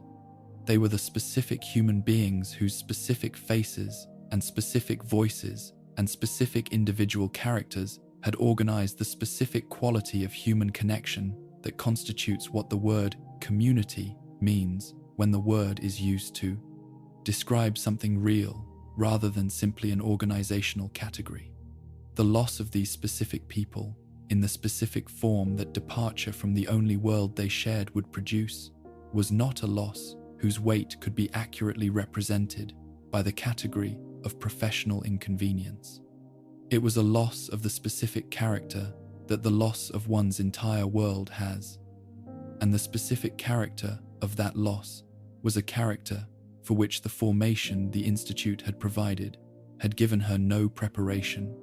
because the formation had been designed by and for people whose departure from the Institute's community was not among the scenarios the formation needed to prepare anyone for.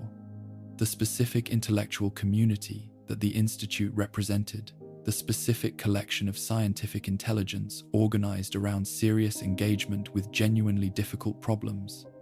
operating within the specific infrastructure of the most sophisticated, surviving research facility in the post-war Commonwealth, sharing the specific culture of rigorous inquiry and careful documentation, and the ongoing collective conversation about the specific questions the research programs were engaged with, was not something that was available outside the Institute in any equivalent form, and the specific relationship to that intellectual community that her formation and her professional history had produced was not a relationship that could be reproduced in any other available context.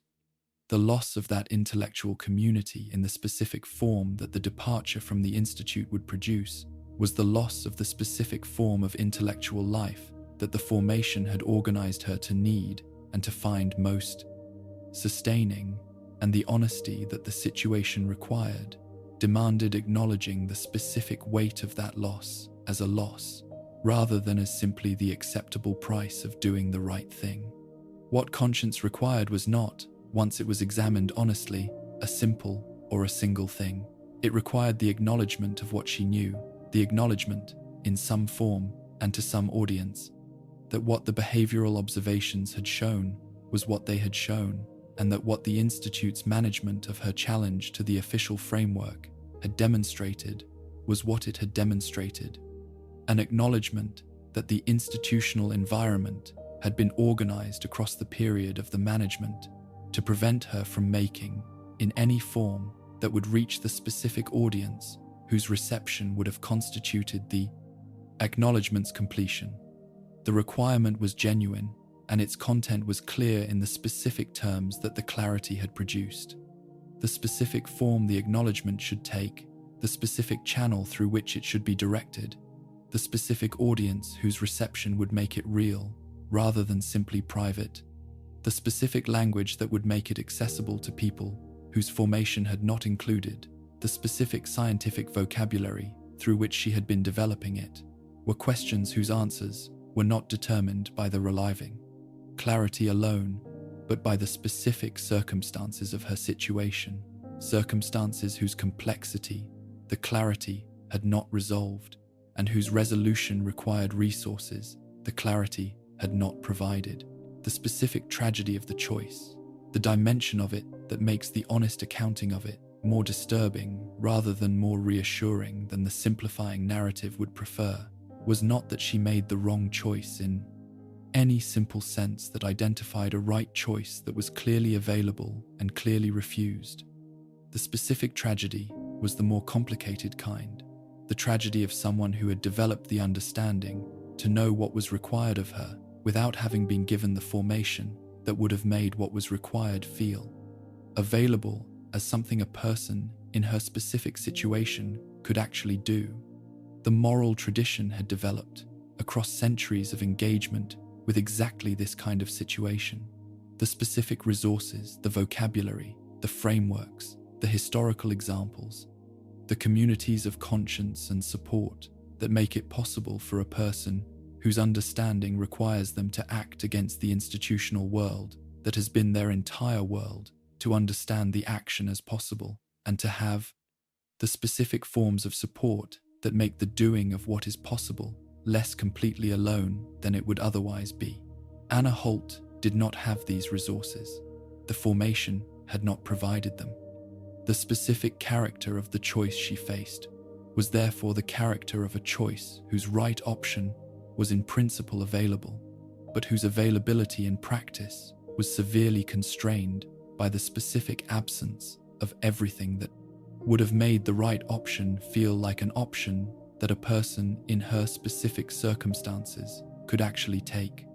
The way she continued the specific form of continuing that her situation required was the way of someone who had arrived at moral clarity without the resources to act on it fully while refusing to abandon the clarity itself, maintaining in the specific forms available to her the specific honesty about what she had observed and what it implied that the institutional management had been organized to extinguish. The terminal entries continued.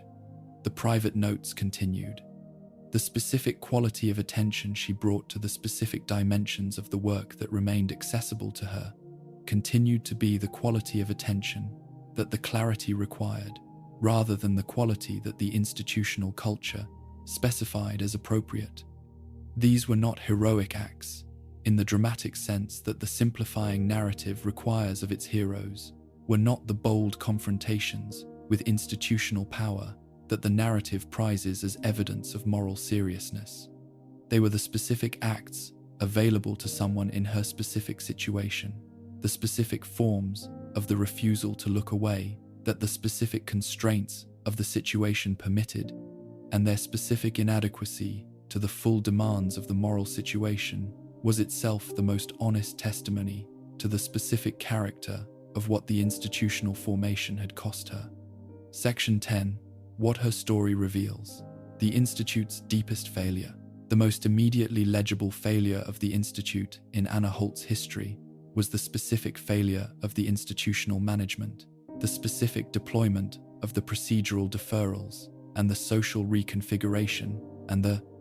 research reassignments and the direct removal of the research subjects whose presence was most foundational to the specific challenge the management was attempting to contain.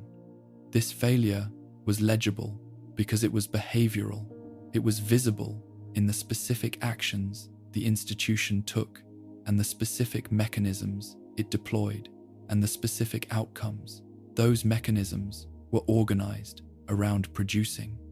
and its specific character as a management failure was available to anyone who understood the difference between the institution's stated commitments and the specific actions those commitments were being deployed to cover. The management was organized around the prevention of genuine scientific engagement with a genuine scientific question, and the specific character of that organization, its specific relationship to the institution's stated commitment to rigorous scientific inquiry, was a legible failure because the gap between the stated commitment and the actual operation was specific and documented and available in the record that the management itself had produced through the specific mechanisms of its operation. But the deeper failure, the failure that the management was attempting to address but had not caused, and that no institutional management could have prevented, was the failure that the management's legible mechanisms were organized around concealing. The failure that was present not in the specific actions the institution took when the challenge appeared, but in the specific character of the formation it had provided before the challenge became possible. The formation was the deepest failure because the formation was the source of everything that had produced Anna Holt's clarity, and simultaneously the source of everything that had made the clarity difficult to act on had produced the intellectual honesty and the sustained attention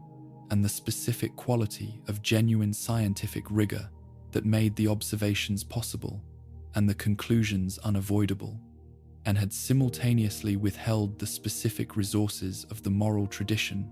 that would have made the unavoidable conclusions actionable in the full sense that the moral situation required.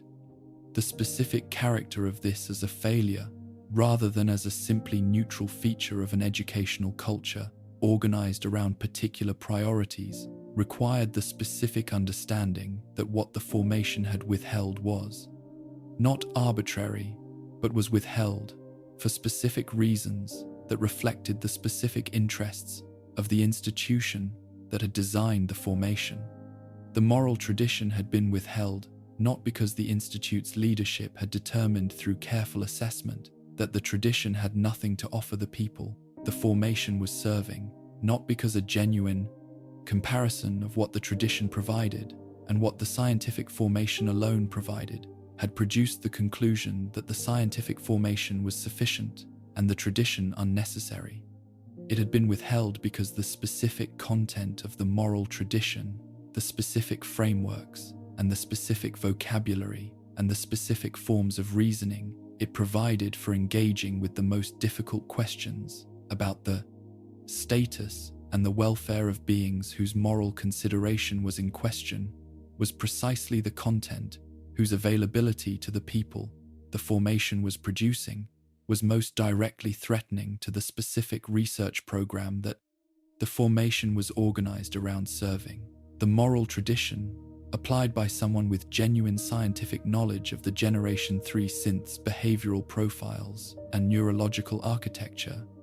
would have produced the specific conclusion that Anna Holt eventually arrived at through the much more laborious route of reconstructing the relevant portions of the tradition from the materials of her own observation.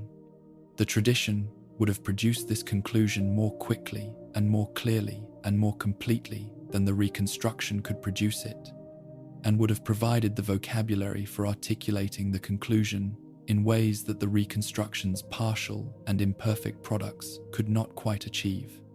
The withholding of the tradition was therefore the specific institutional mechanism through which the Institute had attempted to ensure that the people most directly engaged with the research program, whose moral status was most directly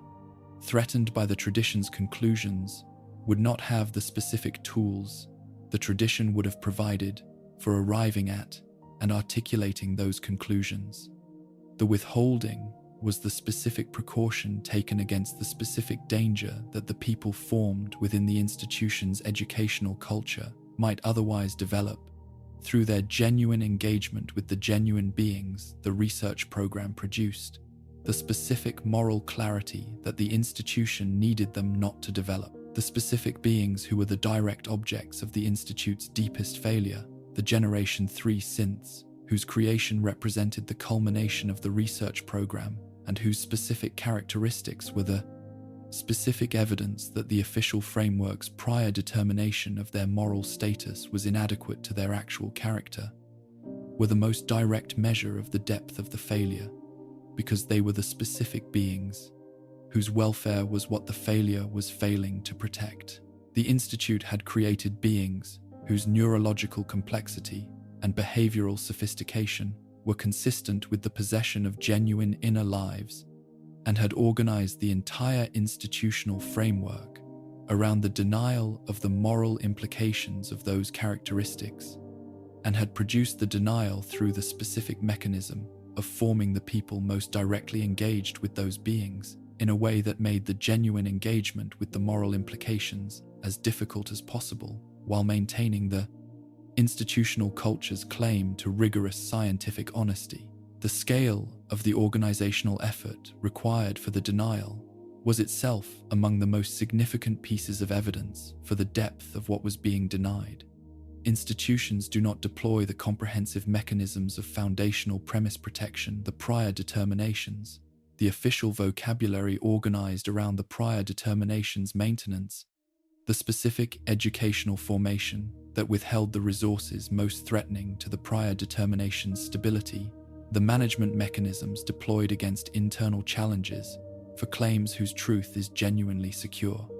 The prior determination that the Generation 3 synths had no morally relevant inner lives did not require the level of institutional investment in its maintenance that the Institute had made in it, if the determination had been the result of genuine assessment rather than the precondition for a research program whose continuation depended on the determination remaining stable. The investment was the evidence that the determination was unstable, that the specific characteristics of the beings whose status it specified were characteristics whose honest assessment threatened the determination in ways that the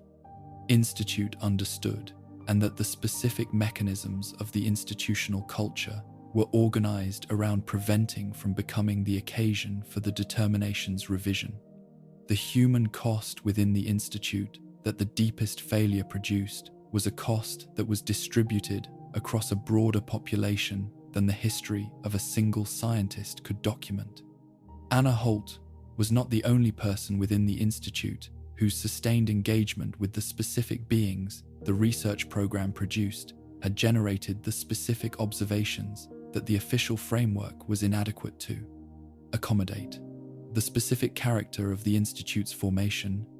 and the specific efficiency of the institutional management that the formation had developed as its response to the challenges that genuine scientific engagement with genuine beings tended to produce,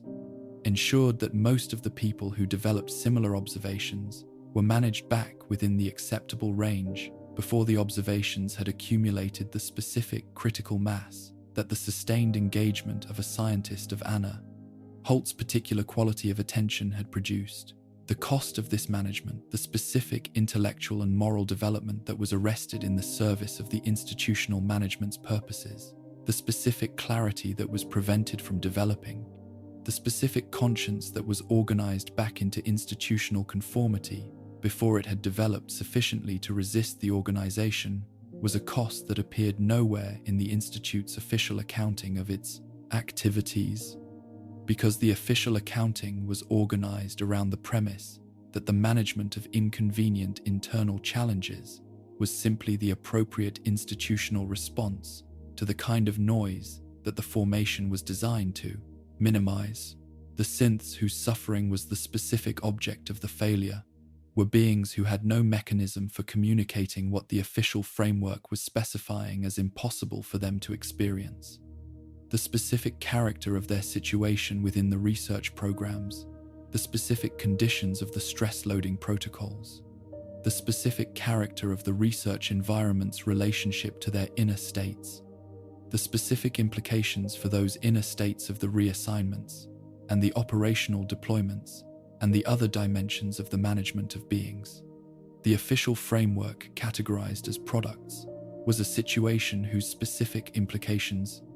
costs were visible only to the people paying the specific quality of attention that the official framework was organized around making unnecessary. Anna Holt had paid that attention. The attention had been sufficient to see what was there. The specific institutional response to what her attention had produced was the response of an institution that understood, at some level of its organizational consciousness, that what she had seen was real, and that understanding was itself the most specific and the most damning evidence for the depth of the failure that the management was organized around concealing. The precedent that the Institute's deepest failure established for the broader question of what the post-war world's relationship to synthetic persons should be was a precedent whose specific character was the character of the most comprehensive, available example of what institutional bad faith around the question of artificial consciousness looked like in practice, what it required of the institution, what it cost the beings whose status was being denied, what it did to the people formed within the institution in ways that prevented them from developing the specific clarity that the institution most needed its members not to develop. The precedent was not simply the negative example of what should be avoided in the design of future institutions engaging with similar questions. It was the specific evidence for why the design of future institutions engaging with similar questions required the specific resources, the moral tradition, the vocabulary, the frameworks, the communities of conscience that the Institute had specifically and deliberately withheld from the people whose formation it controlled, because the withholding had been the specific mechanism through which the institutional culture had maintained the prior determination whose maintenance the research program required. What the Institute could not prevent, despite the comprehensiveness of its organizational effort and the specific sophistication of the mechanisms it deployed in service of the prevention, was the specific form of witness that a single person's sufficient attention and sufficient honesty was capable of providing. The terminal entries existed, the private notes existed. The documentary record of a specific conscience's specific development within the specific conditions most organized around preventing that development existed in the Institute's systems in forms whose survival outlasted the specific period of the institutional management's most direct effort to manage their impact. The survival was not the triumph of heroic resistance over institutional power, was not the dramatic victory that the simplifying narrative would prefer. It was the specific and quiet persistence of a specific quality of honesty in a specific set of documents that the institutional management was not quite comprehensive enough to prevent from existing, and the existence was the specific form of the deepest failure's own testimony against itself, the specific evidence produced within the institution's own infrastructure that the prior determination was a prior determination rather than a genuine conclusion, and that the specific beings whose status the determination denied were beings whose inner lives were real enough to have been seen and documented by someone who paid the specific quality of attention that their reality deserved. Section 11. The person she was, courage, limitation, and the specific weight of her history. The honest accounting of what Anna Holt's history reveals about her as a person requires the specific kind of honesty that is most difficult to maintain when the subject is someone whose history has been examined across the duration of a long and careful engagement, the honesty of seeing simultaneously what was admirable and what was limited, what was achieved and what was not achieved, and of holding both dimensions in view without resolving the tension between them in either of the directions that the simplifying narratives tend to prefer, which are the direction of the hero and the direction of the cautionary example. She was neither of these, or she was both, and the simultaneous truth of both is the specific thing that the honest accounting requires acknowledging rather than resolving. The specific form of courage that her history expresses was not the dramatic courage that the most culturally prominent narratives of institutional dissent tend to feature, not the courage of the person who steps forward, decisive moment, and speaks the truth that the institution is organized around preventing from being spoken, in full view of the institutional power arrayed against the speaking, and in full awareness of the specific costs that the speaking will incur. That form of courage is real, and it is significant, and the specific people who have expressed it in the specific conditions that required it deserve the specific recognition that their expression of it merits. But it is not the only form of courage available to the specific situations that institutional life produces. And for someone in Anna Holt's specific situation, someone whose formation had organized her entire understanding of what was worth wanting and what was worth doing around the institution whose foundational premise, her honesty, was challenging, the dramatic form was not among the specific forms available.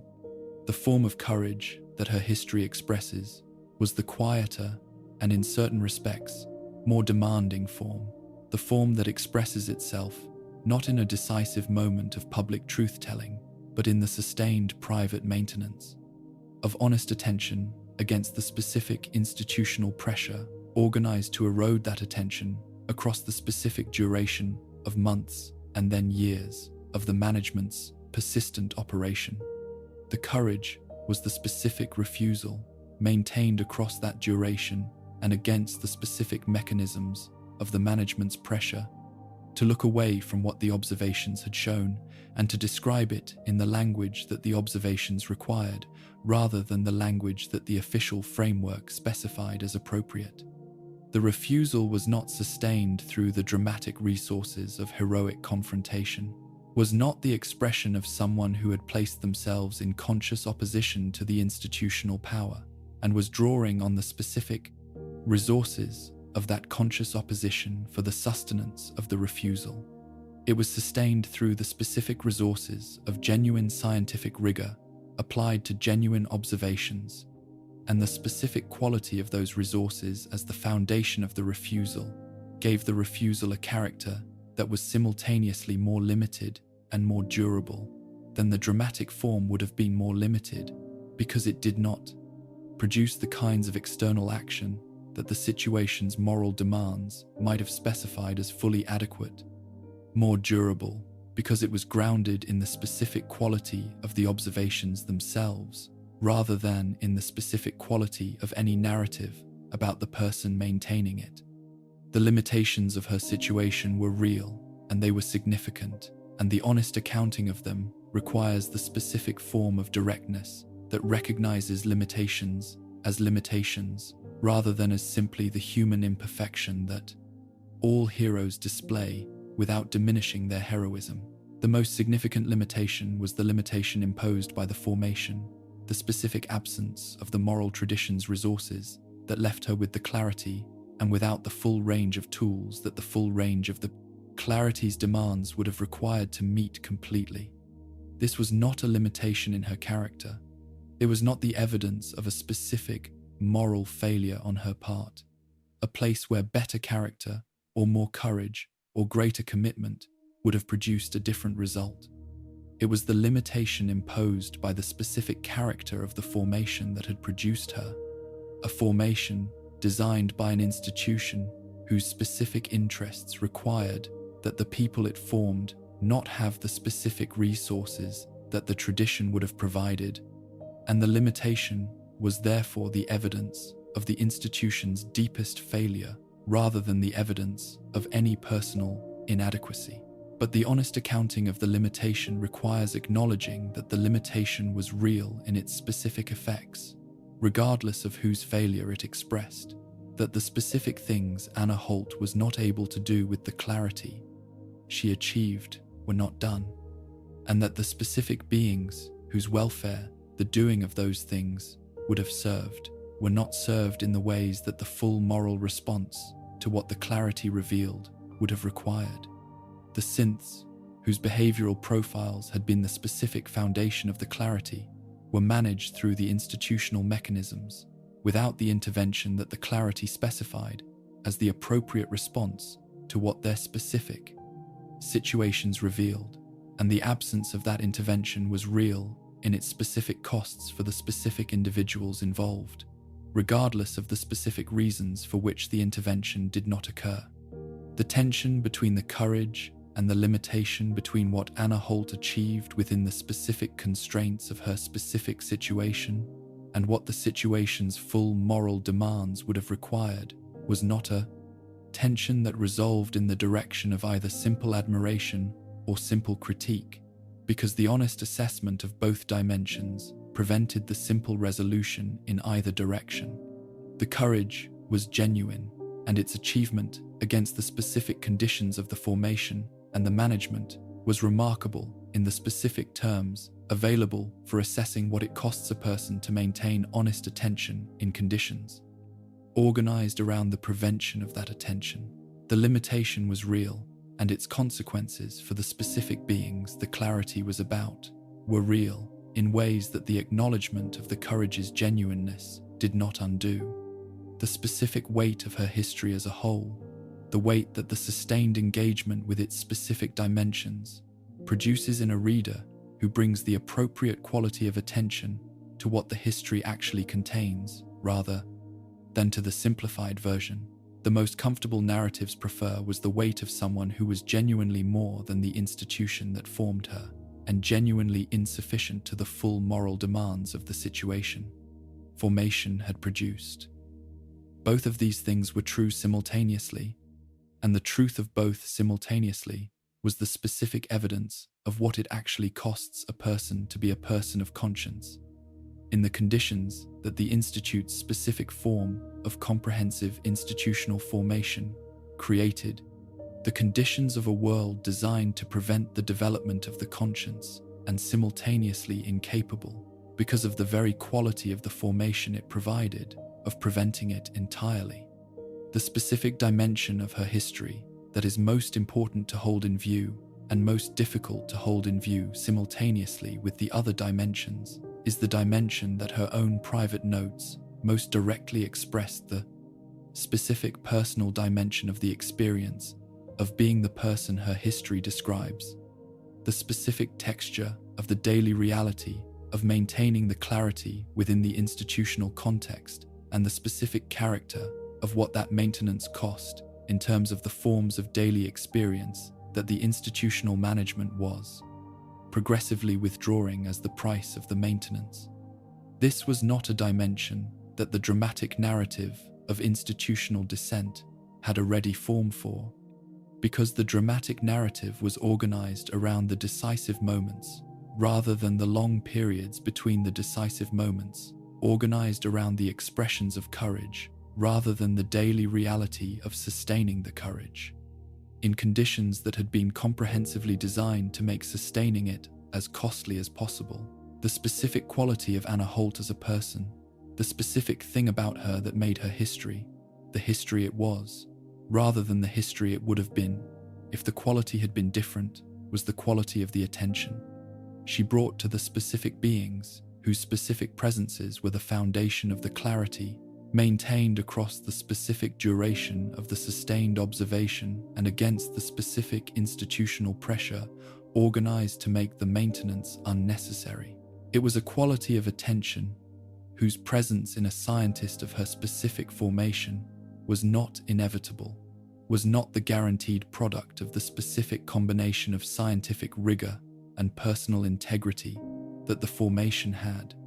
produced in other scientists who had worked with the same beings in similar conditions without producing the same clarity. It was the specific expression of the specific person she was, and the specific person she was cannot be reduced to the formation that had produced her, because the formation was the shared condition of many people, only one of whom had arrived at the specific clarity her history documents. The honest accounting ends, where honest accountings always end, not with a resolution, but with the specific recognition of what has been accounted for and what its specific character reveals about the specific world it was part of. Anna Holt's history reveals, in the specific terms, that a single person's complete engagement with a specific situation makes available what the Institute was at the level of the individual human being who was formed within it and who brought sufficient honesty to the work the formation prepared her for, to see, more completely than the formation intended, what the work was actually doing and what the beings it was doing it to actually were. The seeing was not enough to prevent the doing, it was enough to leave a record, and the record was enough to make the seeing permanent in a world that was eventually going to need to reckon with exactly what the seeing had seen. Section 12. What the Wasteland Inherited. Anna Holt's Legacy in the Commonwealth. The specific occasion on which Anna Holt's written record found an audience outside the institutional framework that had spent the period of its most active management organizing itself around preventing exactly this kind of encounter, was an occasion whose specific character she could not have anticipated in its particular form, though the private notes she had kept across the period of the management suggested that she had been thinking about the specific possibility of something like it, the possibility that the record would survive the period of the management's most direct effort to contain it, and would eventually reach someone whose perspective was not organized by the foundational assumptions of the institutional culture that had produced both the research program and the management of her challenge to it. The sole survivor's encounter with the Institute's documentary infrastructure was not the encounter of someone who had been formed within the Institute's educational culture, and whose perspective on what the documentary record contained was therefore organized by the same prior determinations that had organized Anna Holt's institutional context. It was the encounter of someone who had arrived at the Commonwealth from a different world, entirely from the pre-war world, whose specific character as the world that the Great War had ended, and whose specific preservation in a single consciousness across the 2 centuries of the post-war period gave the perspective it had produced a specific quality of outsideness that no perspective developed within the post-war Commonwealth could quite replicate. The specific things that the sole survivor could recognize in Anna Holt's terminal entries, the specific behavioral observations documented in the careful scientific vocabulary, the specific framing of the consciousness question in the empirical terms that the institutional framework recognized as legitimate, the specific evidence of an institutional management that had been organized around preventing the question's full engagement rather than around engaging with it, were recognizable in ways they might not have been recognizable to someone whose entire formation had occurred within the post-war Commonwealth and whose understanding of the Institute and its research programs was organized by the specific narrative frameworks that the Commonwealth's various factions had developed for understanding what the Institute was and what it represented. The sole survivor's encounter with specific synths across the surface of the Commonwealth, the specific direct encounters with Nick Valentine and with the various other synthetic persons whose specific presences in the surface. The world made the abstract question of synth consciousness into the specific personal question of what these specific individuals were, had provided something very close to the specific experiential foundation that Anna Holt's own sustained observation had provided for her, the foundation that transformed the abstract philosophical question into the specific moral question of what the specific beings one had actually encountered actually deserved. Reading the terminal entries in the light of that experiential foundation produced for the sole survivor something that reading them without the foundation would not have produced, as produced the specific recognition of what the problem meant. Entries were saying beneath and through the scientific vocabulary in which they were saying it, the specific understanding of the moral content that the scientific framing was simultaneously expressing and containing, the specific comprehension of what the behavioral observations were observations of, and what the management's response to the raising of their implications revealed about the specific character of the institution whose records the entries were part of. The recognition was not simply intellectual. There was not simply the processing of new information in the light of existing frameworks. It was the specific kind of recognition that occurs when documentary evidence confirms and specifies what direct experience has already suggested. The recognition that gives the evidence a weight it would not have had if the experience had not preceded it, and the experience a clarity it might not have achieved without the specific confirmation that the evidence provided.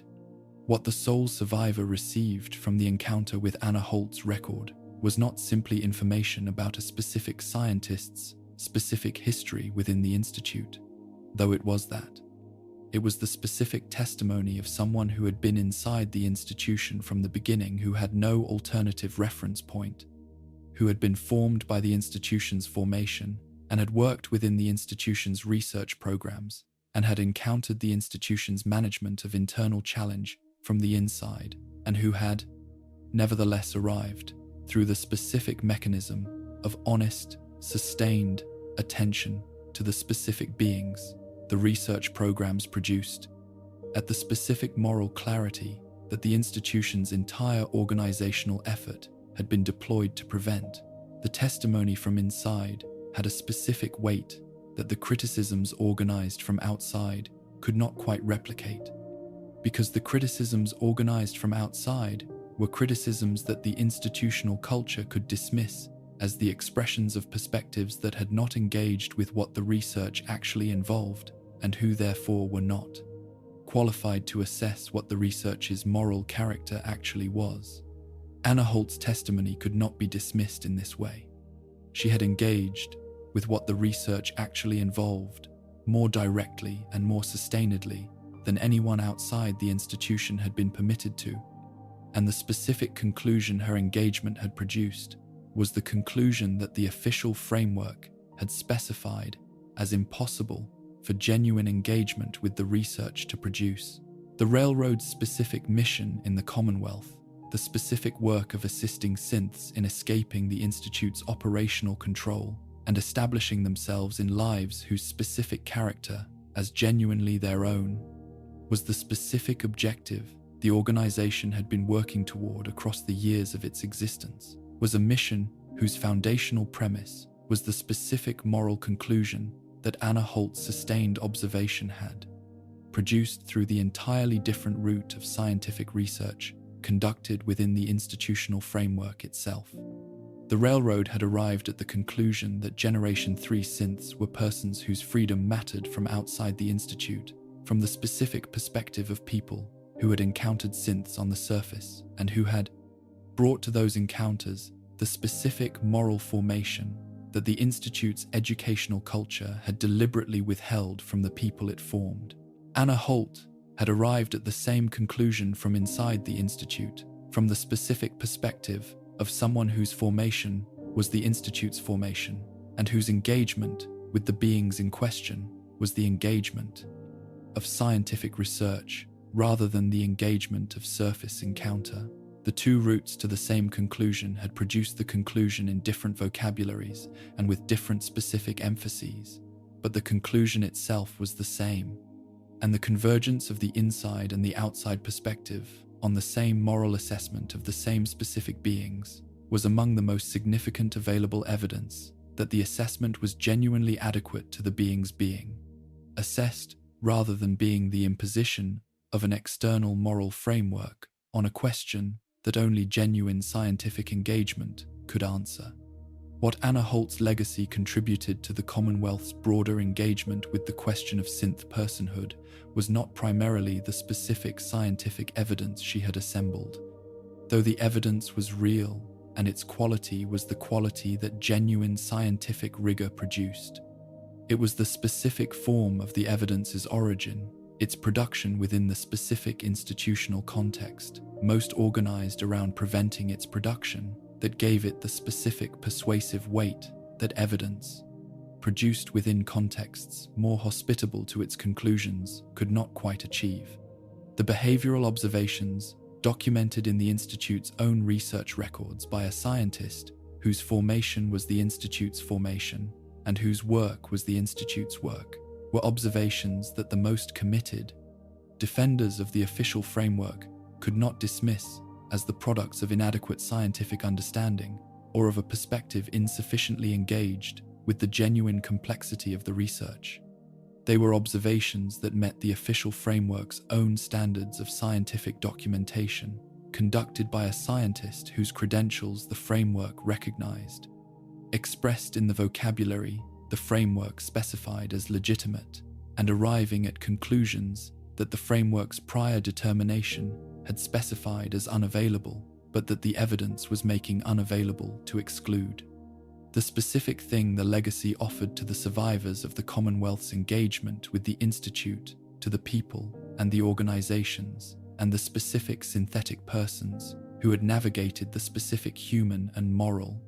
The landscape that the Institute's presence in the Commonwealth had created was not a simple resolution of the specific questions that the presence had raised, but the specific form of honest testimony that the questions deserved, and had rarely received from inside the institution that was most directly responsible for their specific character. The honest testimony from inside the specific documentary record of a specific conscience's specific development in the specific conditions most organized around preventing that development was a contribution whose value was not the value of the definitive answer, but the value of the genuine witness. And the distinction between the definitive answer and the genuine witness was the distinction between what the situation demanded and what the specific circumstances of Anna Holt's specific situation within the specific institution,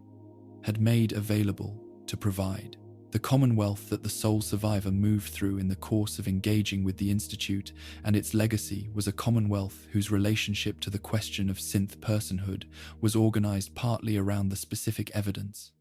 that Anna Holt's record provided of what the question's honest engagement from inside the institution had produced, organized partly around the specific testimony of someone whose position within the institution, whose practices were most directly implicated in the question's answer, had given her the specific kind of access to the evidence that the question's honest engagement required. The testimony was not sufficient to resolve all of the specific dimensions of the question for all of the specific people whose lives were organized around navigating it. It was sufficient to make the question more honestly available than it would have been without it. And the honest availability of the most important questions is not a minor contribution to the specific world that is required to navigate them. What the wasteland ultimately inherited from Anna Holt's specific history was something more than the documentary record of a specific scientist's specific moral development within a specific institution. It inherited the specific evidence that the comprehensive institutional formation, the formation designed to prevent the development of specific moral clarity in the specific people whose work most directly engaged with the specific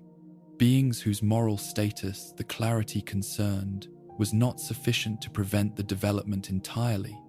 that the specific quality of genuine attention applied with genuine honesty to the specific evidence of the specific beings' specific inner lives was sufficient to produce the specific clarity even in the absence of the specific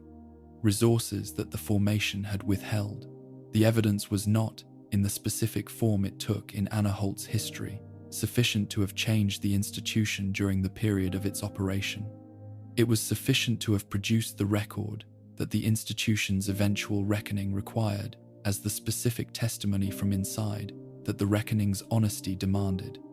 And the record's survival into the Commonwealth's engagement with the institution's legacy was the specific form of the persistence of honest attention against institutional suppression that the world after the Institute needed to know was possible, needed to know not simply as an abstract proposition about the resilience of conscience, but as the specific documented evidence of a specific person who had actually done it in the specific conditions that had been most comprehensively organized around preventing it. Outro, the accounting is finished now, and the long and unhurried attention to a single person's specific history within the largest and the most comprehensively organized institution that the post-war Commonwealth produced has assembled what it was capable of. Assembling the specific record of a specific conscience's specific development in the specific conditions most organized around preventing that development, complete with the specific limitations that the conditions imposed and the specific achievements that the honesty of the conscience produced despite those limitations. Let it settle in the specific quiet of this particular night, with the specific weight that honest accounting of difficult human histories produces in the person who has received it with the attention it deserves. Anna Holt did not save the synths. She did not dismantle the Institute. She did not produce the dramatic reversal of institutional policy that the full moral demands of her situation specified as the appropriate response to the clarity she achieved. What she did was maintain, against the specific institutional pressure organized to make the maintaining as costly as possible, the specific honest attention to the specific beings whose specific presences were the specific evidence for everything the clarity was about, and was record what the seeing produced in the specific forms, the specific constraints of the specific situation made available. The seeing and the recording were not enough. They were also not nothing. They were the specific contribution available to a specific person in a specific situation, and the honest assessment of their significance requires holding simultaneously the recognition of their inadequacy to the situation's full demands and the recognition of their genuine achievement against the specific conditions that had been organized around preventing even this much. Somewhere in the specific corridors of the Commonwealth's post-war landscape,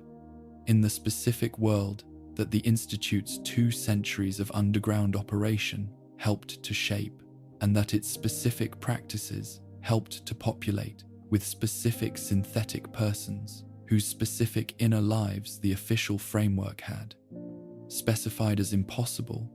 The specific testimony that Anna Holt's sustained attention produced persists in the documentary record as the specific evidence from inside that the honest engagement with the most difficult question the Institute raised was capable